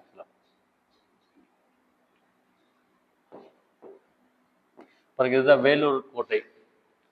கேள்விப்பட்டிருக்கீங்களா? வேலூர் கோட்டையை சுற்றி இந்த மாதிரி பெரிய அகழி இருக்கு. ஆக்சுவலா அந்த அகழியில என்ன வச்சிருப்பாங்க, பாம்பு கிம்பு எல்லாம் விட்டுருப்பாங்கன்னு சொல்லுவாங்க. என்ன விட்டுருப்பாங்க, அதுல முதலே விட்டுருப்பாங்களாம். யாராவது உள்ள வந்தாங்கன்னா முதல்ல கவிடுமா, ரொம்ப ஆழமா இருக்குமா அது. அதுக்கு அந்த அண்டர் வாட்டர்ல முதலைகள் இருக்குமா அப்படின்னு சொல்லுவாங்க. எதிரிகள் உள்ள வரக்கூடாதுக்கு அந்த மாதிரி வச்சிருக்கிறதா சொல்றாங்க. ஆக்சுவலா ஸோ இதுதான் வேலூர் சிப்பாய் கழகம் அப்படின்னு அதுக்கு பேர். ஆக்சுவலா இந்த கழகம் எப்படி எண்ட் ஆச்சு அப்படின்னு சொன்னா, கில்லப்ஸி வந்து ஒடுக்கிட்டாரு. 15 மினிட்ஸ்ல கழகத்தை ஒடுக்கிட்டாருன்னு சொல்றோம் இல்லையா. அந்த கில்லப்ஸி வந்தார் இல்லையா, அவருக்கு பயங்கர கோபமா. திப்பு சுல்தானுடைய சொந்தக்காரங்க இருக்காங்கல்ல, அவங்க பிறந்த ஒரு 3-4 பசங்க, அவங்க ஒருத்தரை விடாம எல்லாரையும் கொண்டு சொல்லி பயங்கர வெறியா சுத்திட்டு இருந்தாராம். ஆனா கூட இருந்த ஒரு ஃப்ரெண்ட் ஒருத்தர் வந்து அப்படிலாம் பண்ணக்கூடாதுன்னு கர்னல் மேரியாட்னு ஒருத்தர் இருந்தாரா கூட. அவர் அப்படி சொல்லியிருக்கிறாரு, யாரு பிரச்சனை பண்ணாங்க, யாரு தப்பு பண்ணாங்க, அவங்கள மட்டும் தான் கொல்லணும், எல்லாரையும் கொண்டா என்ன அர்த்தம்னு சொல்லி அவர் தடுத்திருக்காரு. ஆக்சுவலா கடைசியில என்ன பண்ணிருக்கலாம்னா, திப்பு சுல்தான் ரிலேட்டிவ்ஸ் இருக்காங்க இல்லைங்களா, அவங்களை இங்கே வச்சா பக்கத்துல இருந்தாங்க ஏதாவது பண்ணிக்கிட்டே இருப்பாங்கன்னு சொல்லிட்டு இங்கேருந்து டிஸ்லோகேட் பண்ணிட்டாங்க. அவங்கள தூக்கிட்டு போய் எங்க விட்டாங்க தெரியுமா, கல்கட்டாவில் வந்து தெருவில் ரிக்ஷா புல்லர்ஸா இருக்காங்களா. அப்ப திப்பு சுல்தானுடைய ரிலேட்டிவ்ஸ் வந்து கல்கட்டாவில் ரிக்ஷா ஓட்டிக்கிட்டு இருக்காங்களா. அப்ப பரம்பரையா பிச்சைக்காரராக இருக்காங்களாம், பிரிட்டிஷ்காரங்களால அப்படின்னு சொல்லி சொல்றாங்க. அங்க அப்படிதான் இருக்காங்களாம் பாவம். ஏன்னா இங்க வச்சோம்னா திருப்பி கலகம் பண்ணுவாங்கல்ல, திருப்பி பேசுவாங்க, ஆர்கனைஸ் பண்ணுவாங்க, ரெடி பண்ணுவாங்கன்னு கொண்டு போய் அங்க விட்டுட்டாங்கன்னு சொல்லி சொல்றாங்க. ஆக்சுவலா வந்து யாரெல்லாம் இந்த கழகத்தை ஒடுக்கிறதுக்கு ஹெல்ப் பண்ணலையோ அவங்கள எல்லாம் போஸ்ட் ரிசைன் பண்ண சொல்லிட்டாங்க, சஸ்பெண்ட் பண்ணிட்டாங்க. கழகத்தை யார் ஒடுக்குனது, ஆக்சுவலா கில்லப்ஸி. அவருக்கு வந்து 7000 பக்கோடாஸ் பிரைஸ் கொடுத்தாங்களாம். 7000 பக்கோடாஸ் கேஷ் பிரைஸ். தம்பி வெரி குட், நைஸ் ஜாப் சொல்லிட்டு அவங்க சைட்ல ஜாப் நல்லா பண்ணியிருக்கிறேன் அப்படின்னு சொல்லிட்டு கழகத்தை ஒடுக்கிட்டேன்னு கேஷ் பிரைஸ் கொடுத்ததா சொல்லி சொல்றாங்க. ஆக்சுவலா ஸோ நம்மளுக்கு விடி சர்வார்கார் இன்னொருத்தர் இருக்கார் நம்மளுக்கு இந்தியாவில். அவர் என்ன சொல்லியிருக்கிறாருன்னா, இந்த வேலூர் சிப்பாய் கழகத்தை பத்தி 1857 நடந்துச்சுல பெரிய சிப்பாய் கழகம், அதுக்கு முன்னோடியா இது இருக்கு அப்படின்னு சொல்லி மென்ஷன் பண்ணிக்கிறார். ப்ரீகர்சர் அப்படின்னு சொல்லி சொல்லுவாங்க. இன்னொருத்தர் ராசையா அப்படின்னு ஒருத்தர் இருக்காரு. அவர் என்ன சொல்லியிருக்காருன்னா, மருது சோதரருடைய நீட்சி, ஃபர்ஸ்ட் போலிகார் வாருடைய எக்ஸ்டென்ஷன், செகண்ட் போலிகார்னு சொன்னாங்க. அதே மாதிரி செகண்ட் போலிகார் வாருடைய எக்ஸ்டென்ஷன் வேலூர் சிப்பாய் கழகம் அப்படின்னு சொல்லி அவர் வந்து மென்ஷன் பண்ணி வச்சிருக்காரு. பாருங்க, இதுல இந்த கீ பாயிண்ட்ஸ் நான் சொல்லியிருக்கிறேன் பாருங்க, கண்டிப்பா கொஸ்டின் கேட்பாங்க. ஓகேங்களா, இது கரெக்டா அலைன் பண்ணி வச்சுக்கணும். டேட்டு கேட்டா சொல்லணும். ஆக்சுவலா கட்டபொம்மனை தூக்கில் போட்டது அக்டோபர் 16, அவங்க தம்பிகளை தூக்கில் போட்டது நவம்பர் 26 போட்டிருக்கு. ஆக்சுவலா 1801. இந்த டேட்ஸ் கொஞ்சம் படிச்சு வச்சுக்கோங்க. அதாவது அந்த இம்பார்ட்டன்ட் கீ ஈவெண்ட்ஸ், டேட்ஸ், எந்த பிளேஸ் அப்படின்னு சொல்லி கொடுத்துருக்குறேன். கொஸ்டின் கேட்டா கேட்பாங்க.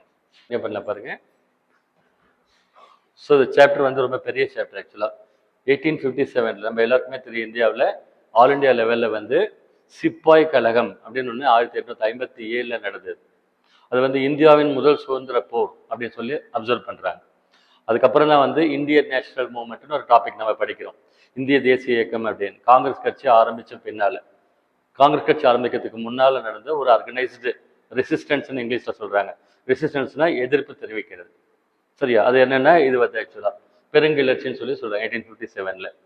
பாருங்க, இங்கிலீஷ்காரங்க என்ன சொல்கிறாங்க அப்படின்னா, ஆங்கில வரலாற்று அறிஞர்கள் என்ன சொல்கிறாங்க இதை அப்படின்னா, வெறும் சிப்பாய்களுடைய கழகம் அப்படின்னு சொல்லி சொல்கிறாங்க.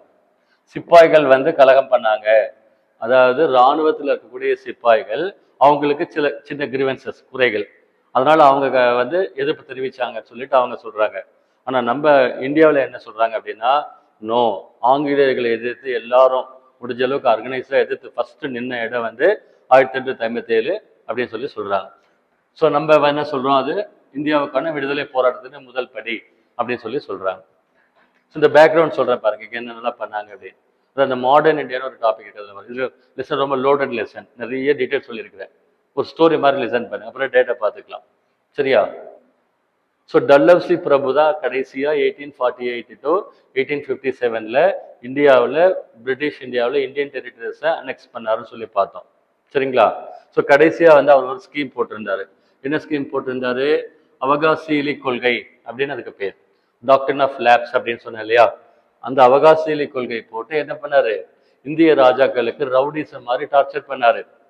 இந்திய ராஜாவுக்கு ராணிக்கு பிறந்த இயற்கையான பயாலஜிக்கல் ஹெர் வாரிசு இருந்ததுன்னா அந்த ராஜாங்கத்துக்கு அடுத்து அவங்க இளவரசனா வந்து ராஜா வர முடியும். Otherwise they should hand over those territories to British அப்படின்னு சொல்லி சொன்னாரு. இவங்க எல்லாம் கொஸ்டின் பண்றாங்க, எங்களுக்கு இப்போ குழந்தை பிறந்தா என்ன, பிறக்கலாம், உனக்கு என்ன வேலை இருக்கு, எங்க ராஜாங்க எங்க இஷ்டம் அப்படின்றாங்க. அவர் என்ன பண்ணாரு, அவர் தான் இருக்கிறதுலே கொஞ்சம் பெரிய ஆள். ஸோ அவர் போட்டு இல்லை அப்படின்னு சொல்லிட்டு பண்ணாரு. ஆக்சுவலா அதுல பாதிக்கப்பட்டவங்க யாரு அப்படின்னு சொன்னா, நானா சாஹிப்னு ஒருத்தர் இருக்காரு. ஆக்சுவலா மராத்தாஸ் டாபிக் படிச்சோம் இல்லையா, பாலாஜி பாஜிராவ் அப்படின்னு ஒன்று படிச்சோம், நானா சாஹிப் அழைக்கப்படுறான்னு சொன்னோம் இல்லையா. அவருக்கு வந்து பாத்தீங்கன்னா கடைசியில அவருடைய பதவியை பறிச்சுட்டாங்க. அவருக்கு பென்ஷன் கொடுத்துட்டு இருந்தாங்க, அந்த பென்ஷனை நிறுத்திட்டாங்க. அந்த மாதிரி அவரை டார்ச்சர் பண்ணாங்க. அப்புறம் ஜான்சி ராணி அம்மாவை ஸ்ட்ரெயிட்டாவே டார்ச்சர் பண்ணாங்க. அந்த அம்மாவுக்கு பிறந்த இயற்கையான குழந்தை வந்து 3 மாசத்துல இறந்துடும் ஜான்சி இடத்துல. அந்த அம்மா என்ன பண்ணுவாங்க, தத்து பிள்ளை அடாப்ட் பண்ணிப்பாங்க. இவர் என்ன சொல்றாரு, அடாப்டட் சன்னா நான் அக்செப்ட் பண்ண மாட்டேன், நீங்க ஹேண்ட் ஓவர் பண்ணணும்னு சொல்றாங்க. இதுல என்ன லாஜிக் இருக்கு இல்லையா? அதனால அந்த அம்மா வந்து அப்போஸ் இட். ஆக்சுவலி பயங்கரமா அப்போஸ் பண்ணாங்க. உங்களுக்கு தெரியும் நினைக்கிறேன், ஜான்சி ராணி பயங்கரமா வேர்ல்டு வைட் ரீச் ஆன நேம் ஆக்சுவலா. ஸோ அந்த மாதிரி பாதிக்கப்பட்டாங்க. அப்புறம் டல்லௌசி பிரபு பீரியட்ல வேற என்னெல்லாம் பண்ணாரு அப்படின்னா, புதுசா ரயில்வே லைன் போட்டாருன்னு படிச்சோமா, இந்தியாவில் வந்து பாம்பே டு தானே ஃபர்ஸ்ட் ரயில்வே போட்டாருன்னு. அதே மாதிரி டெலிகிராஃப் லைன், தந்தி கருவின்னு சொல்லுவாங்க இல்லை, ஃபோன் பேசுறோம்ல, அதோடைய ஃபர்ஸ்ட் ஸ்டெப். அதே மாதிரி போஸ்டல் கம்யூனிகேஷன், தபால் அனுப்புறது ஆக்சுவலா. அப்புறம் 1856 வந்து விதவைகள் மறுமண சட்டம் பாருங்க, டல்லௌசி பிரபு பீரியட்ல ஓகே பண்ணாரு. 2 சட்டம் ஞாபகம் வச்சுக்கோங்க. ஆக்சுவலா 1829 வில்லியம் பென்டிக் பிரபு பீரியட்ல சதி ஒழிப்பு சட்டம், சதி அபாலிஷன் ஆக்ட், இயர் வந்து 1829. அதுக்கு ஒர்க் பண்ணவர் பேர் வந்து டாக்டர் ராஜாராம் மோகன் ராய். அவர் வச்சிருந்த அமைப்புக்கு பேர் வந்து பிரம்ம சமாஜம். சரிங்களா? அது ஒண்ணு. இன்னொன்னு வந்து 1856 விதவைகள் மறுமண சட்டம் அப்படின்னு சொல்லி ஒரு கொண்டு வந்தாங்க. யாரு பீரியட்ல? டல்லௌசி பிரபு பீரியட்ல. அதுக்கு ஒர்க் பண்ணவர் பேர் வந்து ஈஸ்வர் சந்திர வித்யாசாகர். வங்காளத்துல பெங்காலி பிராமின் அவர் வந்து, பட் சமூக நீதிக்காக ஒர்க் பண்ணார், சோசியலா. பெண் கல்விக்காக ரொம்ப ஹார்ட் ஒர்க் பண்ணது ஃபர்ஸ்ட் அவர் தான், வித்யாசாகர்னு பேர். ஸோ அது வந்து கொண்டு வந்திருந்தாங்க ஆக்சுவலா. சரிங்களா? இந்த மாதிரி எல்லாம் இருந்தது ஆக்சுவலா. இந்த எட்வர்ட் தாம்சன் அப்படின்றவர் என்ன சொல்றாரு அப்படின்னா, இல்ல உண்மையிலேயே வந்து ஒரு பெரிய புரட்சியா தான் நான் பாக்குறேன் அப்படின்னு அவர் சொல்லியிருக்காரு. இந்த வி.டி. சர்வார்கார்னு ஒருத்தர் புக்கே எழுதியிருக்காரு, first war of Indian independence, இந்தியாவின் முதல் சுதந்திர போர் அப்படின்னு ஒரு புக்கே வந்து எழுதியிருக்காரு. இதை பத்தி 1857 ரிவோல்ட்டை பத்தி எழுதியிருக்காரு ஆக்சுவலா. இதுல வந்து நிறைய காரணங்கள் சொல்லுவாங்க, என்னென்ன காரணங்கள்னு ஃபுல்லா வரும். லிஸ்ட் ஆஃப் ரீசன்ஸே 4 பக்கம் கொடுத்துருக்குறாங்க, என்னென்ன காரணங்களால சிப்பாய்கள் வந்து கிளர்ச்சியில் ஈடுபட்டாங்க அப்படின்னு சொல்லிட்டு. அதுல ஒவ்வொன்றா பார்க்கலாம், என்னென்ன பண்ணாங்கன்னு சொல்லிட்டு பார்க்கலாம். ஆக்சுவலா வெல்லஸ்லி பிரபுவுடைய நான் சொன்னேன் இல்லைங்களா துணைப்படை திட்டம், திரும்ப சொல்றேன், நல்ல மனசுல பதிஞ்சுக்கோங்க. 1798 வெல்லஸ்லி பிரபு வந்தார். 1798 அந்த ஸ்கீம் கொடுத்தாரு, துணைப்படை திட்டம் சொல்லி. அந்த ஸ்கீம் என்ன சொல்றாங்க, எங்களுடைய ராணுவ படையை நிற்க வைப்போம், நீங்க எந்த டென்ஷனும் ஸ்ட்ரெஸ்ஸும் எடுத்துக்காதீங்க, மெயின்டெனன்ஸ் காஸ்ட் மட்டும் கொடுத்தா போதும் அப்படின்னு சொல்றாங்க. ஃபர்ஸ்ட் சொல்றாங்க. அப்புறம் என்ன சொல்றாங்க, நீங்க வெளியில எங்க நாலேஜ் இல்லாம யாரையும் கான்டாக்ட் பண்ணக்கூடாது அப்படின்னு செக் வைக்கிறாங்க. அப்ப அந்த ராஜாவுடைய பவர்ஸை இன்டைரக்டா எடுத்த மாதிரி அந்த ஸ்கீமை போட்டுட்டு அவங்களுடைய விசுவாசி ஒருத்தர் இருக்காரு, ஆங்கிலேயருடைய விசுவாசி ஹைதராபாத் நிஜாம் அப்படின்னு ஒருத்தர் இருக்காரு. இந்தியாவில் இருந்ததுலேயே வந்து அந்த பிரின்ஸ்லி ஸ்டேட்ஸ்லேயே largest princely state Hyderabad Nizam. அவருடைய ஃப்ரெண்டு ஸ்கீம் ஒன்று போட்டிருக்கிறேன், ஒரு கை போடுங்க அப்படின்னு கேட்போம்ல, அந்த மாதிரி ஃபர்ஸ்ட் வந்து இந்த ஸ்கீம்ல உள்ள போனது வந்து ஹைதராபாத் நிஜாம். ஓகேங்களா. அதுக்கு அடுத்து 1848ல நம்ம படிச்சோம் இல்லையா, டாக்டர் ஆஃப் லேப்ஸ், அவகாசீலி கொள்கை அப்படின்னு சொல்லிட்டு கொடுத்து டல்லௌசி பிரபு வந்து ஃபர்ஸ்ட் சத்ரா உள்ள எடுத்துக்கிட்டார் அதுல. ஏன்னா அந்த சத்ராவுடைய ராஜா பிரதாப் சிங், மராத்திய ராஜா, இறந்து போயிடுறாரு. அதுக்கப்புறம் என்ன பண்றதுன்னு தெரியாம அந்த டாக்குமெண்ட் எடுத்து படிக்கிறார். அந்த டாக்குமெண்ட்டை படிக்கும்போது தான் அவருக்கு தெரிய வருது, ஸோ ராஜாவுக்கு ராணிக்கு பிறந்த இயற்கையான வாரிசு இருந்ததுன்னா அந்த சொத்து அவருக்கு போகும், இல்லாட்டி என்ன பண்ணும், கவர்மெண்ட்டை ஹேண்ட் ஓவர் பண்ணணும், அதில் போட்டிருக்குது. ஆனா அவங்களுக்கு அந்த ஓகே, இதை என்ன பண்ண, எடுத்துட்டு போய் ஜான்சனை நம்ம கிட்ட நீ எனக்கு கொடுக்கணும் அப்படின்னு சொல்லி டார்ச்சர் பண்ணார் ஆக்சுவலா. ஸோ பார்த்தீங்கன்னா இந்த மாதிரி இதில் அஃபெக்ட் ஆனவங்களாம் யார் அப்படின்னா ஜான்சி ராணி, நான் சொன்னேன் இல்லைங்களா, அவங்க நானா சாஹிப். இவர் வந்து ஆக்சுவலாக வந்து மராத்திய பேரரசர் பாஜிராவ் அவங்களுக்கு பென்ஷன் கொடுத்துருந்தாங்க, அந்த பென்ஷனையும் கட் பண்ணிட்டாங்க. அப்போ அவங்களால சண்டை போட முடியாதுன்னு தெரிஞ்சுக்கிட்டு கட் பண்ணிட்டாங்க. ஸோ அவமானமாக ஃபீல் பண்ணார் ஆக்சுவலாக. நாட்டை விட்டு போங்கலாம் இல்ட்ரீட் பண்ணாங்க. இவங்க இருந்தால் நாட்டை விட்டு போங்க அப்படின்னு சொல்லி இல்ட்ரீட் பண்ணாங்க ஆக்சுவலாக.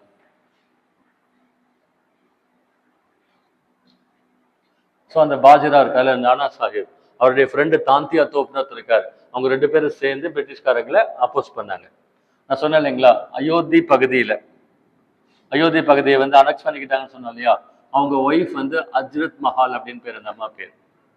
1856ல டல்லௌசி பிரபு அயோத்தி நவாப அவருடைய பகுதியை என்ன பண்ணாரு, சும்மா சாக்கு பக்கம் ஒரு காரணத்தை சொல்லி அனெக்சேஷன் பண்ணிக்கிட்டாரு, ஜாயின் பண்ணிக்கிட்டாரு, அனெக்ஸ் பண்ணிக்கிட்டாரு ஆக்சுவலா.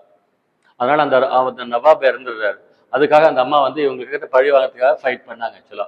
அது அயோத்தி அல்லது லக்னோ அப்படின்னு சொல்லுவாங்க, கான்பூர்னு சொல்லி சொல்லுவாங்க. அப்புறம் பகதூர் ஷா டூன் கடைசியா இருந்தார் இல்லையா, 2ஆம் பகதூர் ஷா, முகலாய மன்னர் கடைசியில இருந்தவர் வந்து 2ஆம் பகதூர் ஷா.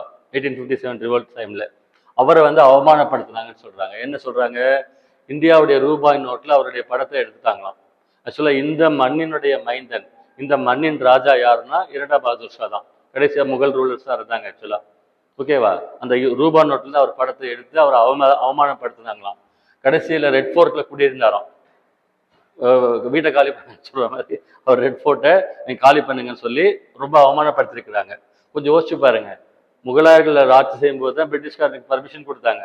இப்ப நம்மள வீட்டு விட்டு வெளியே போனே சொல்றான். இப்படி இருக்கா அவங்களுக்கு, இந்த மாதிரிலாம் எல்லாருமே குமுறிக்கிட்டு இருந்தாங்க ஆக்சுவலா. ஸோ இந்த மாதிரி ரீசன்ஸ்னால இவங்க வந்து எல்லாம் போராட்டத்தில் குதிச்சாங்க ஆக்சுவலா. நெக்ஸ்ட் அட்மினிஸ்ட்ரேட்டிவ் ரீசன்ஸ் என்ன சொல்றாங்க, அட்மினிஸ்ட்ரேஷன்ல நிறைய இஷ்யூஸ் இருந்தது. என்ன அப்படின்னா ஊழல் இருந்ததா, கரப்ஷன், லஞ்ச லாவண்யம் ரொம்ப ரொம்ப அதிகமா இருந்ததுதான். நீதித்துறையில, போலீஸ் துறையில அந்த மாதிரி வந்து லஞ்ச லாவண்யம் ரொம்ப அதிகமா இருந்தது அப்படின்னு சொல்லி சொல்றாங்க ஆக்சுவலா. அப்புறம் அட்மினிஸ்ட்ரேஷன்ல வேற என்னெல்லாம் ரீசன் சொல்றாங்க பாருங்க. இங்கிலீஷ் லாங்குவேஜ் இன்ட்ரடியூஸ் பண்ணியிருந்தாங்க. இந்தியாவில் என்ன சொல்லியிருக்காங்க, லாங்குவேஜை மாத்திருக்கிறாங்க. இப்போ இது வரைக்கும் என்ன அஃபிஷியல் லாங்குவேஜ் யூஸ் பண்ணாங்கன்னா பெர்ஷியன், பாரசீக மொழி முகலாயர்கள் பீரியட்ல கவர்மெண்ட் யூஸ் பண்ணாங்க. இப்போ நான் 1835ல இருந்து இங்கிலீஷ் யூஸ் பண்ண ஆரம்பிச்சாங்க. ஸோ அப்போ என்ன ஆகுது, ஆக்சுவலாக ஃபாரின் லாங்குவேஜ் வருது, நம்மளுக்கு எல்லாமே ஆப்போசிட்டா நடக்குது. அவங்களுக்கு வந்து அட்மினிஸ்ட்ரேஷன்ல இங்கிலீஷ் லாங்குவேஜ் வந்துருச்சு. அதே மாதிரி புதிய பண்ணை முறைன்னு சொன்னோம் இல்லையா, லேண்ட் ரெவென்யூ சிஸ்டம் நம்ம சொன்னோம் இல்லையா, என்ன சொன்னோம் நம்ம, நிலையான நிலவரி திட்டம், மகள்வாரி சிஸ்டம், ரைத்வாரி சிஸ்டம், அதெல்லாம் வந்தது. அப்புறம் இனாம் கமிஷன் ஒரு கமிஷன் போட்டிருந்தாங்க கவர்மெண்ட்ல, இனாம் கமிஷன் அப்படின்னு சொல்லிட்டு குத்தகைக்கு லேண்டை விடுறாங்கல்ல, குத்தகைக்கு லேண்டை விட்டு விவசாயம் பண்றாங்க இல்லையா, அது ஃபுல்லா லைசன்ஸ் வாங்காம குத்தகை விட்டுருந்தாங்க கவர்மெண்ட்ல. லைசன்ஸ் வாங்கி பர்மிஷன் வாங்கிட்டு தான் அதை பண்ணணுமா. அந்த மாதிரி லைசன்ஸ் வாங்காதவங்களை கணக்கெடுக்க சொன்னாங்களாம். கணக்கெடுத்து கடைசியில பார்த்தாக்க 30,000 பேருக்கு மேல அந்த மாதிரி இருந்தாங்களாம். எல்லாத்தையும் வந்து கவர்மெண்ட் எடுத்துக்கிச்சோம். அதில் லாஸ் ஆயிட்டாங்க அவங்க ஃபுல்லா. வேற எக்கனாமிக் ரீசன்ஸ் என்ன சொல்றாங்க, இந்த லெசன் கொஞ்சம் லோடட் லெசன், நிறைய விஷயம் சொல்றோம், கொஞ்சம் கவனிங்க பாருங்க. எக்கனாமிக் ரீசன்ஸ் என்ன சொல்றாங்க, விவசாயிகள் இருக்காங்க இல்லைங்களா, அவங்களுக்கு ரொம்ப டார்ச்சரா இருந்தது. இது வந்து என்னென்ன இருந்ததுங்க, புத்தக அமௌண்ட் வந்து ரொம்ப ஐயா இருந்தது, எடுக்க முடியலையா ஆக்சுவலா. அதே மாதிரி பொருளை கொண்டு போய் மார்க்கெட்ல விற்கும் போது வெளில போகலையாம். ஸோ மணி லெண்டர்ஸ் சொல்றாங்கல்ல, கடன் வாங்குறவங்க, அவங்க டாமினேஷன் அதிகமாக இருந்ததுன்னு சொல்றாங்க.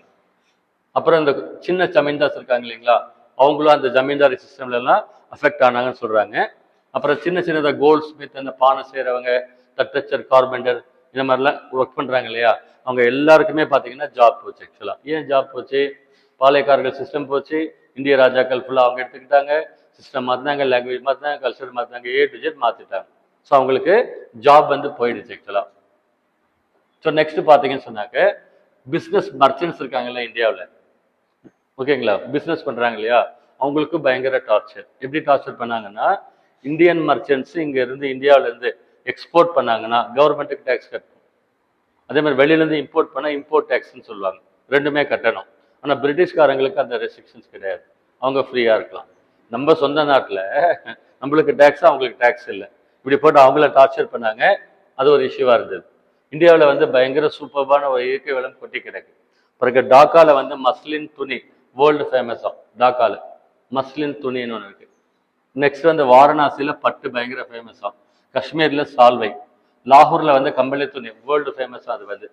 ஸோ இந்த மாதிரி இந்தியாவில் பயங்கரமான ஒரு மார்க்கெட்டாக இருந்துதான். அதே மாதிரி இராணுவத்தில் இருக்கக்கூடிய சிப்பாய்களும் வேலை இழந்தாங்க.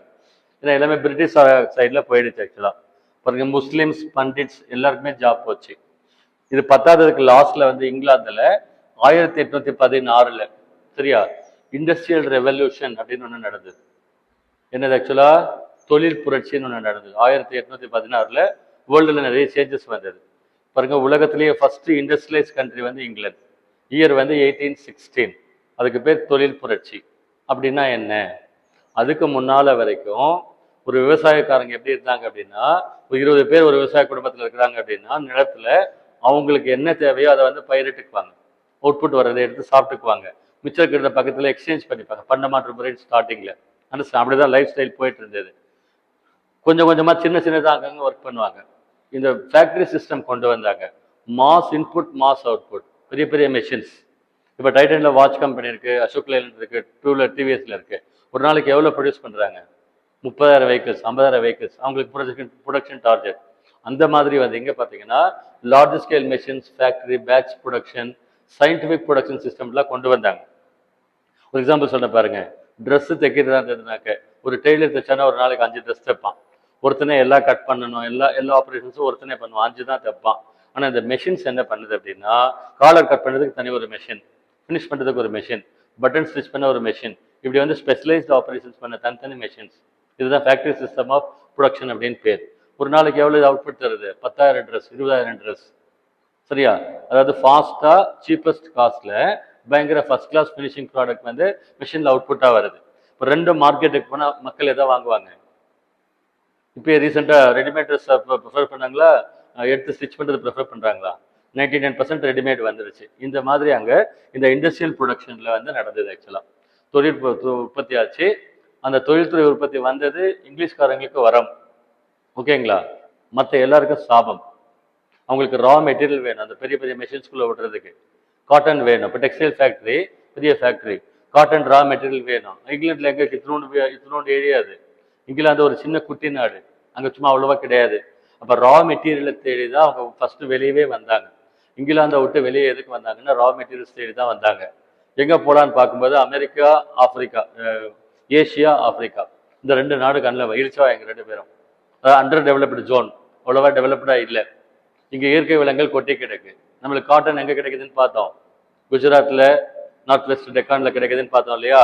அப்போ தான் அதெல்லாம் ஐ பண்ணி தான் அவங்க வெளியே வந்தாங்க. அப்புறம் தான் காலனி ஆதிக்கம் எல்லாம் கொண்டு வந்தாங்க. இப்படி தான் இதுக்காக தான் வந்தாங்க. ஸோ தொழிற்புரட்சி வந்து அவங்களுக்கு வரமாகவும் நம்மளுக்கு சாபமாகவும் இருந்தது. அதாவது அவங்க சாப்பிட்றதுக்கு நம்மள ஊருக்காக யூஸ் பண்ணிக்கிட்டாங்க, ஓகேங்களா. அவங்களுக்கு ரா மெட்டீரியல் வேணும், இங்கேருந்து எடுத்துகிட்டு போகிறதுக்காக தான் ரயில் ரோடே போட்டாங்க பாம்பேல. ஃபினிஷ் கூட்ஸை கொண்டு வந்து விற்கணும், அதுக்கு மார்க்கெட் வேணும். பணம் வச்சுருக்கிறவங்க வித் மணி பையிங் மார்க்கெட் வேணும், அதுக்காக தான் அவங்க வெளியவே வந்தாங்க ஆக்சுவலாக. Next social causes. இது ஒரு இன்ட்ரெஸ்டிங்கான காசு பாருங்க, என்னென்னு சொல்றேன். சோஷியல் காசஸ் என்னென்ன நடந்தது? சமூக காரணங்கள், நிறைய காரணங்கள். என்ன? First racial prejudice. ஆங்கிலேயர்கள் வந்து வெள்ளைக்காரங்களாம், ஒயிட் ஸ்கின்டாக இருப்பாங்க இல்லையா. So they feel that there are superior race, நம்ம பயங்கரமான ஆளுங்க, பயங்கர பிரைண்ட் பீப்புள் அப்படின்னு சொல்லிட்டு அவங்களுக்குள்ள அந்த மற்றவங்கள மதிக்க மாட்டாங்களாம், பிளாக் ஸ்கின் பீப்புளை மதிக்க மாட்டாங்களாம். ஸோ அதுக்கு ரேஷியல் ப்ரிஜூடிஸ் அப்படின்னு பேர். ஓகேங்களா, இனத்வேஷம் அப்படின்னு சொல்லுவாங்க ஆக்சுவலாக. ஸோ இல்பர்ட் பில் அப்படின்னு ஒன்று வந்தது. உங்களுக்கு சினிமாலாம் பார்த்துருப்பீங்கன்னு நினைக்கிறேன் இல்லையா? இங்கிலீஷ்காரங்க எப்படி ட்ரீட் பண்ணுறாங்கன்னு ஃபிலிம்ஸில் பார்த்துருப்பீங்க. ரொம்ப உச்சகட்டமாக ஒரு இஷ்யூ சொல்கிறேன் பாருங்க. 1883 லார்ட் ரிப்பன் அப்படின்னு இருந்தார். அது 1885 காங்கிரஸ் கட்சி ஆரம்பித்தோம். அப்போ டஃபரின் பிரபுன்னு இருந்தார். அதுக்கு முன்னால் லாஸ்டாக இருந்தது வந்து ரிப்பன் பிரபுன்னு பேர். அவருடைய பீரியட்ல இல்பர்ட் மசோதான்னு ஒன்று நடந்தது ஆக்சுவலாக, ஒரு இஷ்யூ. அதில் என்ன சொல்கிறாங்க அப்படின்னா, ஆக்சுவலாக வந்து குற்றவாளிகள் இருக்காங்கல்ல, கிரிமினல்ஸ், தப்பு பண்ணால் உள்ள போலீஸில் பிடிச்சி போகிறதுக்கு பேர் கிரிமினல்ஸ் ஆக்சுவலாக. இந்தியர்களும் இருக்காங்கல்ல, இந்தியன்ஸும் கிரிமினல்ஸ் இருக்காங்க, இங்கிலீஷ்காரங்களும் கிரிமினல்ஸ் இருக்காங்க. கிரிமினல்ஸாக இருக்கிறவங்க இந்தியன்ஸும் இருக்கிறாங்க, இங்கிலீஷ்காரங்க இந்தியாவில் வந்திருந்தாங்க, அவங்களும் கிரிமினல்ஸாக உள்ள இருக்கிறாங்க. அவங்க என்ன சொல்கிறாங்க அப்படின்னா, இந்தியன் ஜட்ஜஸ், இந்தியாவில் நீதிபதிகள் இருக்காங்க இல்லையா, அதில் இந்திய நீதிபதிகள் ஐரோப்பிய குற்றவாளிகளை விசாரிக்கக்கூடாது, ஐரோப்பிய நீதிபதி தான் ஐரோப்பிய குற்றவாளியை விசாரிக்கணுமா அப்படின்னு சொல்லிட்டு இந்த இஷ்யூ ரேஸ் பண்ணாங்க. அதுக்கு பேர் இல்பர்ட் மசோதான்னு பேர். இது ரொம்ப ஜாஸ்தியா இல்லையா? குற்றவாளி போய் இந்த ஜட்ஜு தான் என்ன விசாரிக்கணும்னு சொல்லலாமா? நம்ம மற்ற இடத்துல தான் அராஜகம் பண்றாங்க, ஆமா தானே? இந்த இடம் என்னது? நீதித்துறை. நீதிபதிகள் கிட்டேயே போய் இப்படி சொல்றாங்க. இதை விட என்ன வேணும் ஆக்சுவலா? ஆனால் இந்தியாவில் இருக்கிற எல்லாருமே ரொம்ப ஃபீல் பண்ணாங்க பாருங்க. இட் வாஸ் அன் ஐ ஓப்பனர்னே எழுதியிருக்காங்க கடைசியில். ஆங்கிலேயர்கள் எவ்வளோ நம்மளை மிஸ்பிஹேவ் பண்ணுறாங்க, இல்ட்ரீட் பண்ணுறாங்க அப்படின்னு அனைத்து மக்களுக்கும் ஒரு கண்ணு திறந்து பார்க்குற மாதிரி ஒரு விழிப்புணர்வு கிடைச்சதுன்னு சொல்கிறாங்க. அதுக்கப்புறம் தான் கோவத்தில் என்ன பண்ணாங்கன்னா காங்கிரஸ் கட்சி ஆரம்பிச்சாங்க. எல்லாரும் அது பின்னால் போனாங்கன்னு நம்ம படிக்கிறோம். சோசியல் ரிஃபார்ம் பண்ணாங்க சமூகத்தில். வந்து சமூகத்தில் இந்தியன் சொசைட்டியில் பாருங்க, இங்கிலீஷ்காரன் இந்தியாவுக்குள்ள வர்றதுக்கு இது ஒரு ரீசன் ஆக்சுவலாக. நம்ம சமூகத்தில் வந்து மூடப்பழக்க வழக்கங்கள், பல லாங்குவேஜ், பல கல்ச்சர், ஒற்றுமை இல்லை, இந்த மாதிரி பல ரீசன்ஸ் இருந்தது. ஸோ இங்கே வந்து பார்த்தீங்கன்னா பாருங்க, சதி என்ற உடன்கழி பழக்கம் கொண்டு வந்துட்டு இருந்தாங்க. ஹஸ்பண்ட் இருந்த உடனே என்ன பண்ணுறாங்க, விதவையை வந்து கூடவே அமுச்சிடுறாங்க. அப்படி ஒரு ப்ராக்டிஸ் பண்ணிட்டு இருந்தாங்க. லாஜிக்கலாக பார்த்தா வந்து அது தப்பு ஆக்சுவலாக. அதனால் அதை ஸ்டாப் பண்ணணும்னு ஃபீல் பண்ணாங்க. அதை வந்து ஸ்டாப் பண்ணி 1829 பென்டிக் பிரபு பீரியட்ல இதை ஓகே பண்ணார். சதி அபாலிஷன் ஆக்ட் கொண்டு வந்தார். அதுக்கு ஒர்க் பண்ணவர் பேர் வந்து ராஜாராம் மோகன் ராய் அப்படின்னு அவருக்கு பேர் ஆக்சுவலா.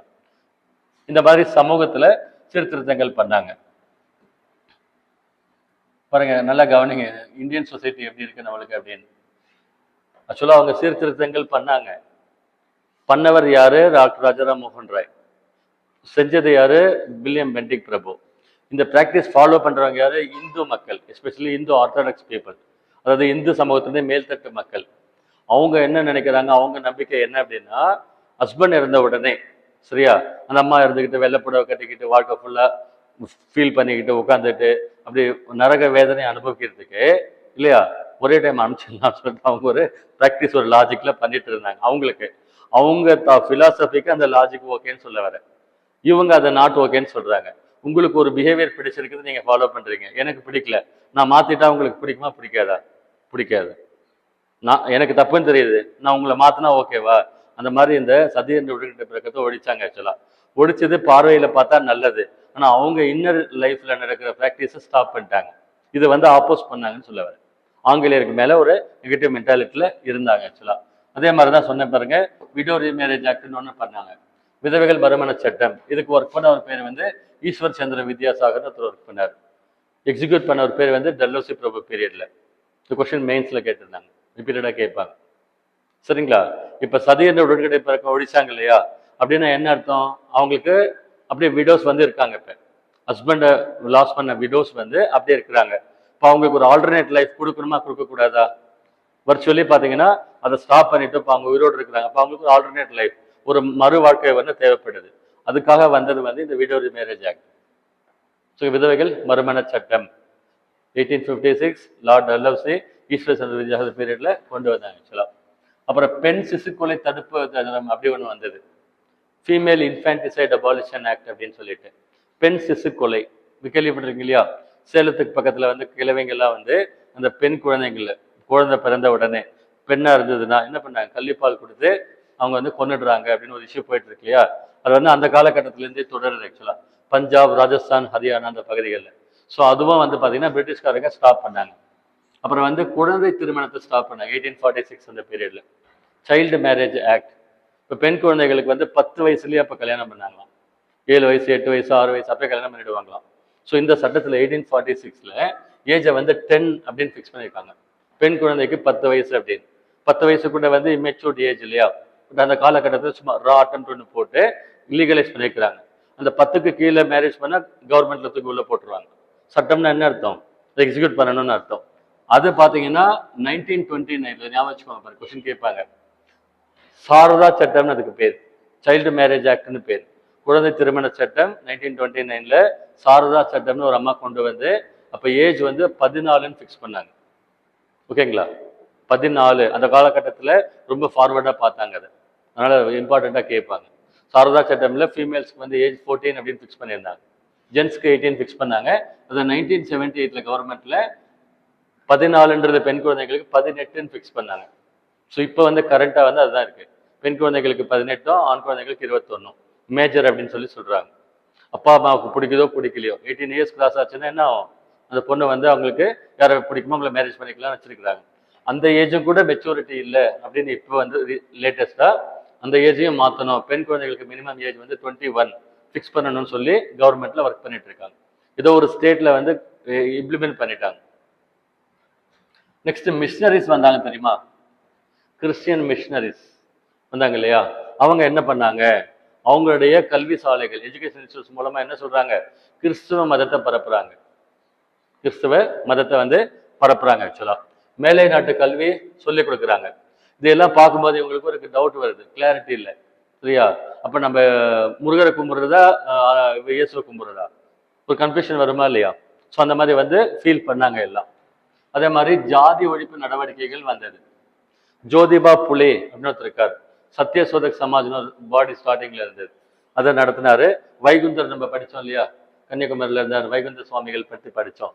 வள்ளலார் அவங்கெல்லாம் வந்து ஜாதி ஒழிக்கிறதுக்காக ஒர்க் பண்ணாங்க.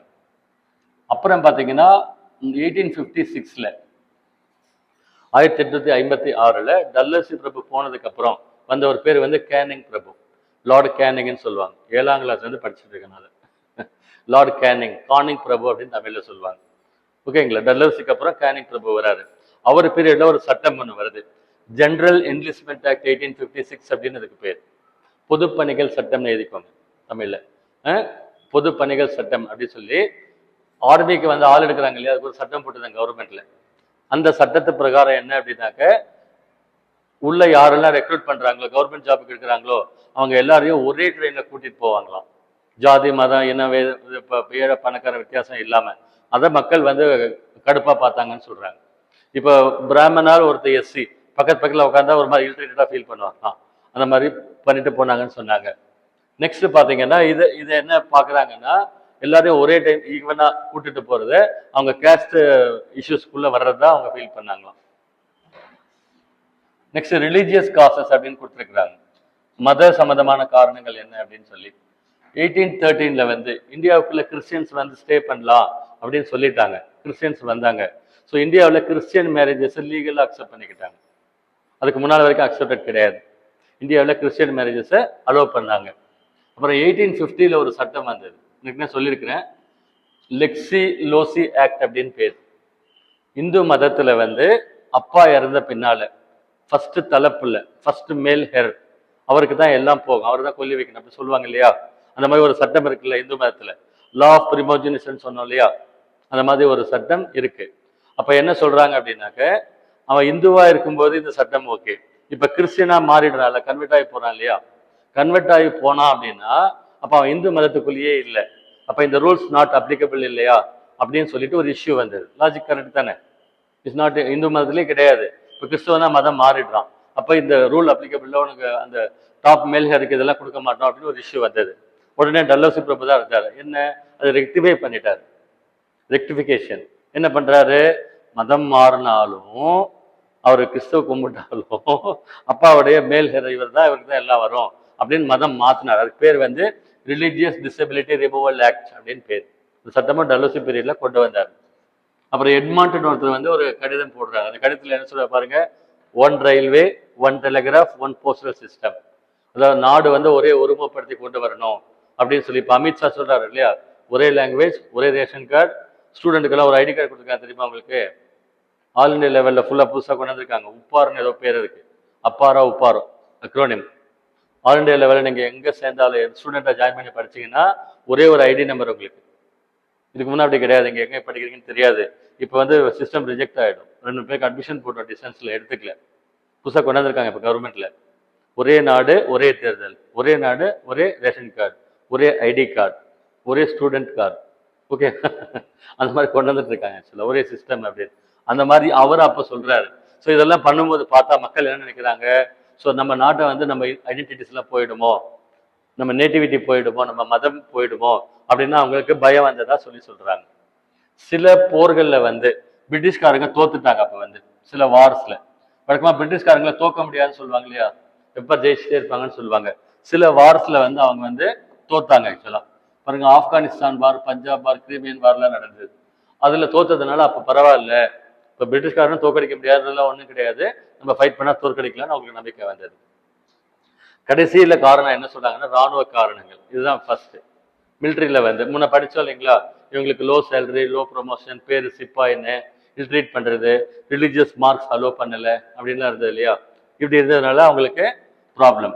அந்த பொது பணிகள் சட்டம் ஒன்று கொண்டு வந்தார் சொன்னோம் இல்லையா, ஜெனரல் என்லிஸ்ட்மெண்ட் ஆக்ட் அப்படின்னு சொல்லிட்டு கொண்டு வந்தார் சொன்னோம் இல்லைங்களா. அதுல வந்து ஃபாரின்லாம் கூட்டு போய் வேலை செய்வாங்களாம். இந்தியாவில் கூடிய பிரிட்டிஷ் சிப்பாய்களை பர்மாவில், அங்கே ஹாங்காங்கில், சிங்கப்பூரில், பிரிட்டிஷ்காரன் எல்லா ஊர்லேயும் பஞ்சாயத்து வச்சிருந்தான். இங்கே தான் அவங்க அங்கே கூட்டு போய் எல்லாம் யூஸ் பண்ணியிருக்கிறாங்க. அவங்களுக்கு வெளிநாட்டுக்கு போனா, கடல் கடந்து வெளிநாட்டுக்கு போனா ஓகேவா, நம்ம கேஸ்ட் ஐடென்டிட்டி போயிடும் அப்படின்னு அவங்க ஃபீல் பண்ணாங்களாம். அந்த மாதிரி சொல்றாங்க. இந்த ஜெனரல் என்லிஸ்ட்மெண்ட் ஆக்ட்ல வந்து வெளிநாட்டுக்கு அந்த மாதிரி கூட்டிட்டு போய் அவங்கள வேலை வாங்கினா, பிரிட்டிஷ் சிப்பாய்களை வேலை வாங்கினா அவங்களுக்கு டபுள் பேமெண்ட் தரணுமா, பேட்டான்னு சொல்லுவாங்க இல்லையா, அதை கொடுக்கலையாம். இந்த மாதிரி நிறைய இஷ்யூஸ் சொல்றாங்க.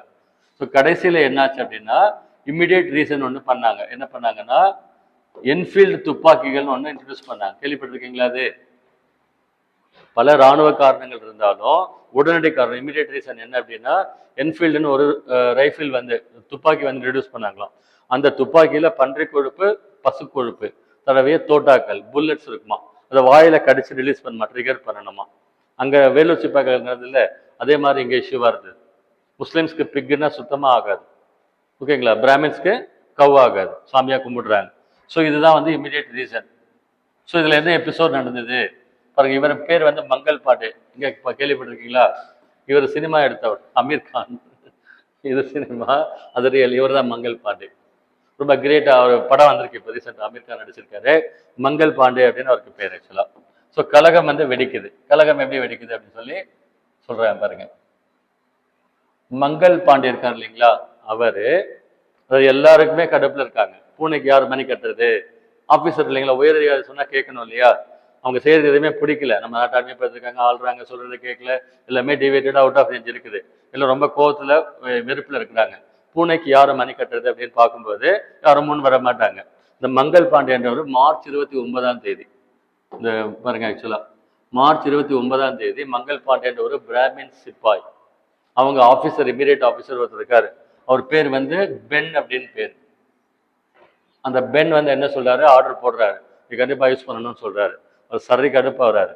கோவத்துல என்ன பண்றாரு, கோவம் தான் என்ன பண்ணுவோம், டப்பா கிப்பா உருட்டும் இல்லையா. அவர் கையில கன் வச்சிருக்காரு, கன்ல ஷூட் பண்ணிட்டாரு.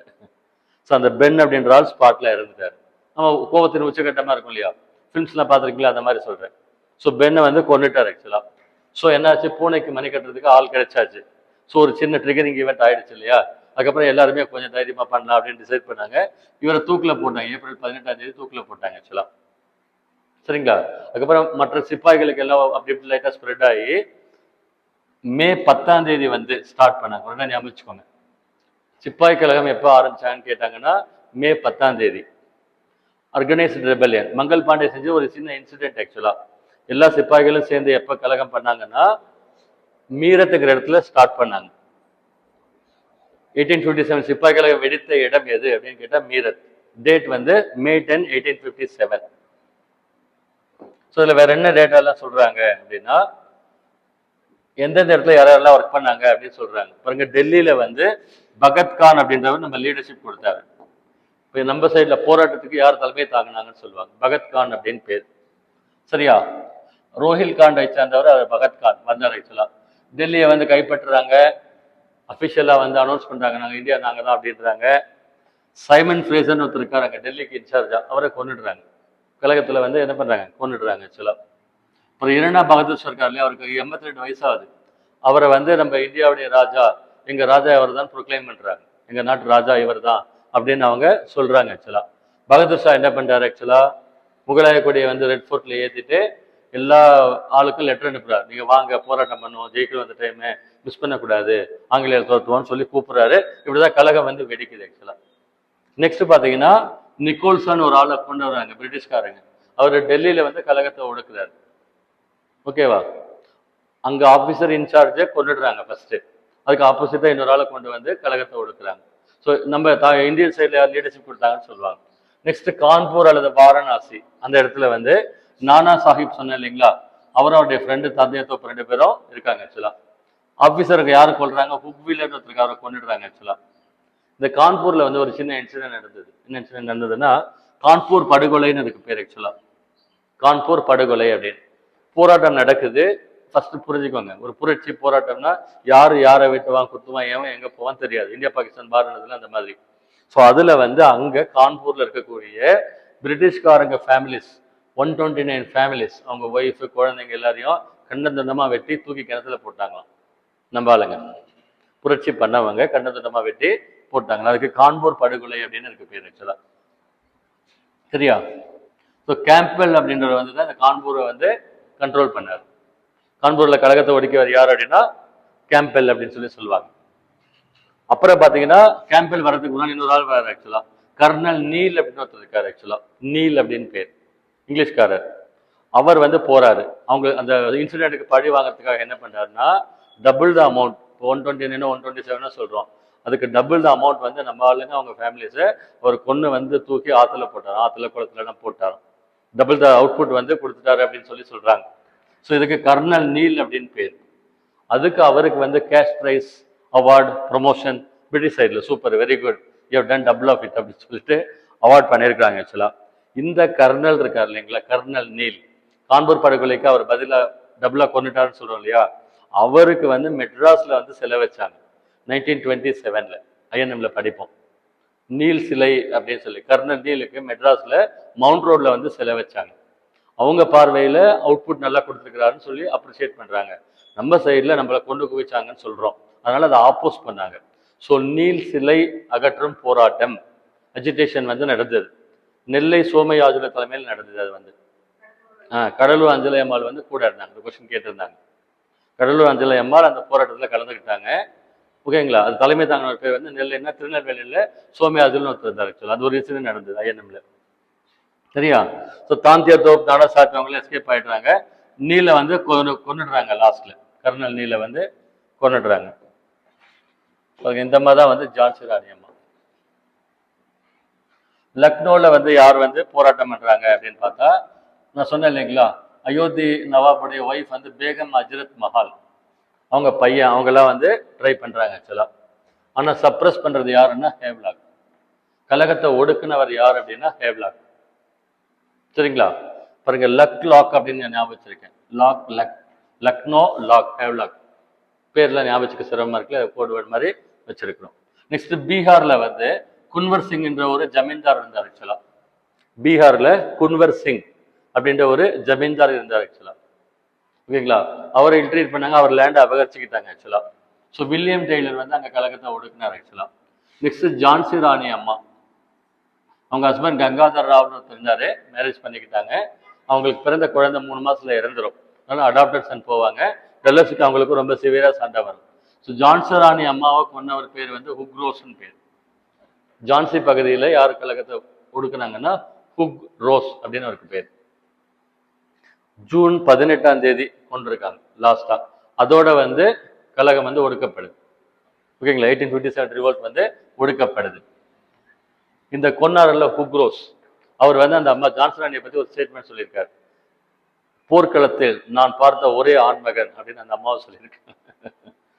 ஃபீமேல் இல்லையா அவங்க, இல்லையா, அவங்கள போர்க்களத்தில் நான் பார்த்த ஒரே ஆண்மகன் அப்படின்னு ஜான்சி ராணி அம்மாவை பத்தி அவர் கமெண்ட் சொல்லிட்டு போயிருக்காரு. அப்புறம் கழகத்தை ஒடுக்கிடுறாங்க ஆக்சுவலா. பிரிட்டிஷ்காரங்க என்ன பண்றாங்க, கழகத்தை ஒடுக்கிடுறாங்க. கழகம் ஒடுக்கிறதுக்கு என்ன காரணம்? ஓகேங்களா, பல காரணங்கள், கொஞ்சம் நல்லா கவனிக்க பாருங்க. இல்லை முன்ன லைன் பை லைன் கேட்பாங்க. கழகத்தை ஒடுக்கிறதுக்கு என்ன காரணம்னா பல காரணங்கள். என்னென்ன காரணங்கள் இருக்கு? இந்தியாவில் வந்து முழுவதும் இதுல பார்ட்டிசிபேட் பண்ணல. ஓகேங்களா? நார்த் இந்தியாவில் மட்டும் பார்ட்டிசிபேட் பண்ணாங்க. டெல்லி அந்த பகுதி, டெல்லி கான்பூர் சொல்றோம் இல்லைங்களா, அந்த பகுதியில மட்டும் பாருங்க 1/10 மட்டும் தான் பார்ட்டிசிபேட் பண்ணாங்க. 10ல் 1 பங்கு மட்டும்தான் பார்ட்டிசிபேட் பண்ணாங்க.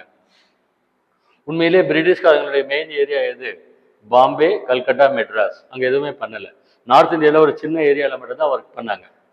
ஓகேங்களா? யார் பார்ட்டிசிபேட் பண்ணல, இந்த கழகத்துல யாரு வந்து சப்போர்ட் பண்ணலன்னு கேட்பாங்க. பெரிய ஜமீன்தார்கள், money lenders, educated Indians, princely states, இவங்க தான் லீட் பண்ணாங்க. ஐஎன்எம்ல பின்னால வந்து லீட் பண்ணதுல இவங்க தான்.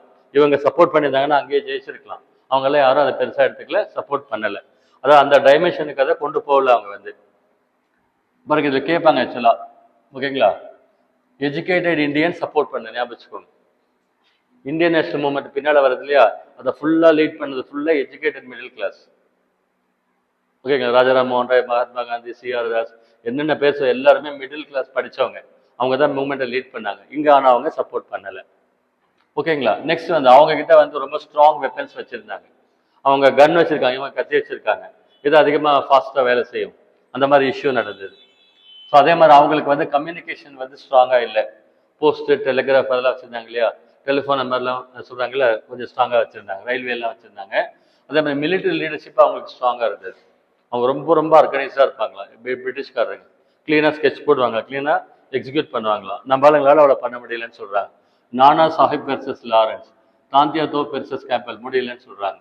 அவங்களுக்கு ஒரு தெளிவான திட்டமிடல், எக்ஸிக்யூஷன், ஆர்கனைசேஷன் அந்த மாதிரி எதுவுமே இல்லை. ஆனால் பிரிட்டிஷ்காரங்களுக்கு பெட்டரா இருந்தது. மான்சிங்னு ஒருத்தர் இருந்தார் ஆக்சுவலா. பாருங்க ஒரு இன்சிடென்ட். மான்சிங் அப்படின்னு ஒருத்தர் இருக்காரு ஆக்சுவலா. அதாவது அவர் வந்து பிரிட்டிஷ்காரங்களுக்கு ஹெல்ப் பண்றாராம். தாந்தியா தோப்பை தேடி கண்டுபிடிச்சு கொண்டு போயிருந்தாங்க, ராஜா பிடிச்சிட்டேன் அப்படின்னு பிரிட்டிஷ்காரன் ஹேண்ட் ஓவர் பண்ணாராம். ஸோ நம்ம ஆளுங்களே நம்மளுக்கு அகேன்ஸ்டா ஒர்க் பண்ண வச்சாங்க. அந்த மாதிரிலாம் இல்லைன்னா எங்களால் சக்ஸஸ் பண்ணிருக்க முடியாதுன்னு பிரிட்டிஷ்காரங்க சொல்லியிருக்காங்க. ஸோ பிரிட்டிஷ்காரங்க இன்னொன்று என்ன பண்ணாங்க, சி பவர் சொன்னோம் இல்லையா, கடல் படையில வலிமை வச்சிருந்தாங்கன்னு. மெட்டீரியல் வேணும், ஆள் வேணும், எது வேணாலும் அவங்க என்ன பண்ணாங்க, கப்பலில் எல்லா இடத்துல இருந்து எடுத்து வருவாங்க. இவங்க சைடில் அந்த மாதிரிலாம் எதுவும் கெப்பாசிட்டி இருக்குல்ல. லாஸ்ட்ல என்ன சொல்றாங்க பாருங்க, இட் வாஸ் எ லோக்கலைஸ்ட் ரிவோல்ட்னு சொல்றாங்க. யார் யாரெல்லாம் சஃபர் ஆனாங்களோ, இப்ப பீகார்ல குன்வர் சிங் ஒருத்தர் ஜமீன்தார் லேண்ட் எடுத்துக்கிட்டாங்க, அதனால அவர் ஆங்கிலேயர்களை ஃபைட் பண்ணாரு. ஜான்சன் அம்மாவுக்கு அந்த டாக்டர் ஆஃப் லேப்ஸ்ல அதை மிஸ்பிஹேவ் பண்ணாங்க, அதுக்காக அந்த அம்மா ஒர்க் பண்றாங்க. இப்படி நடந்ததே தவிர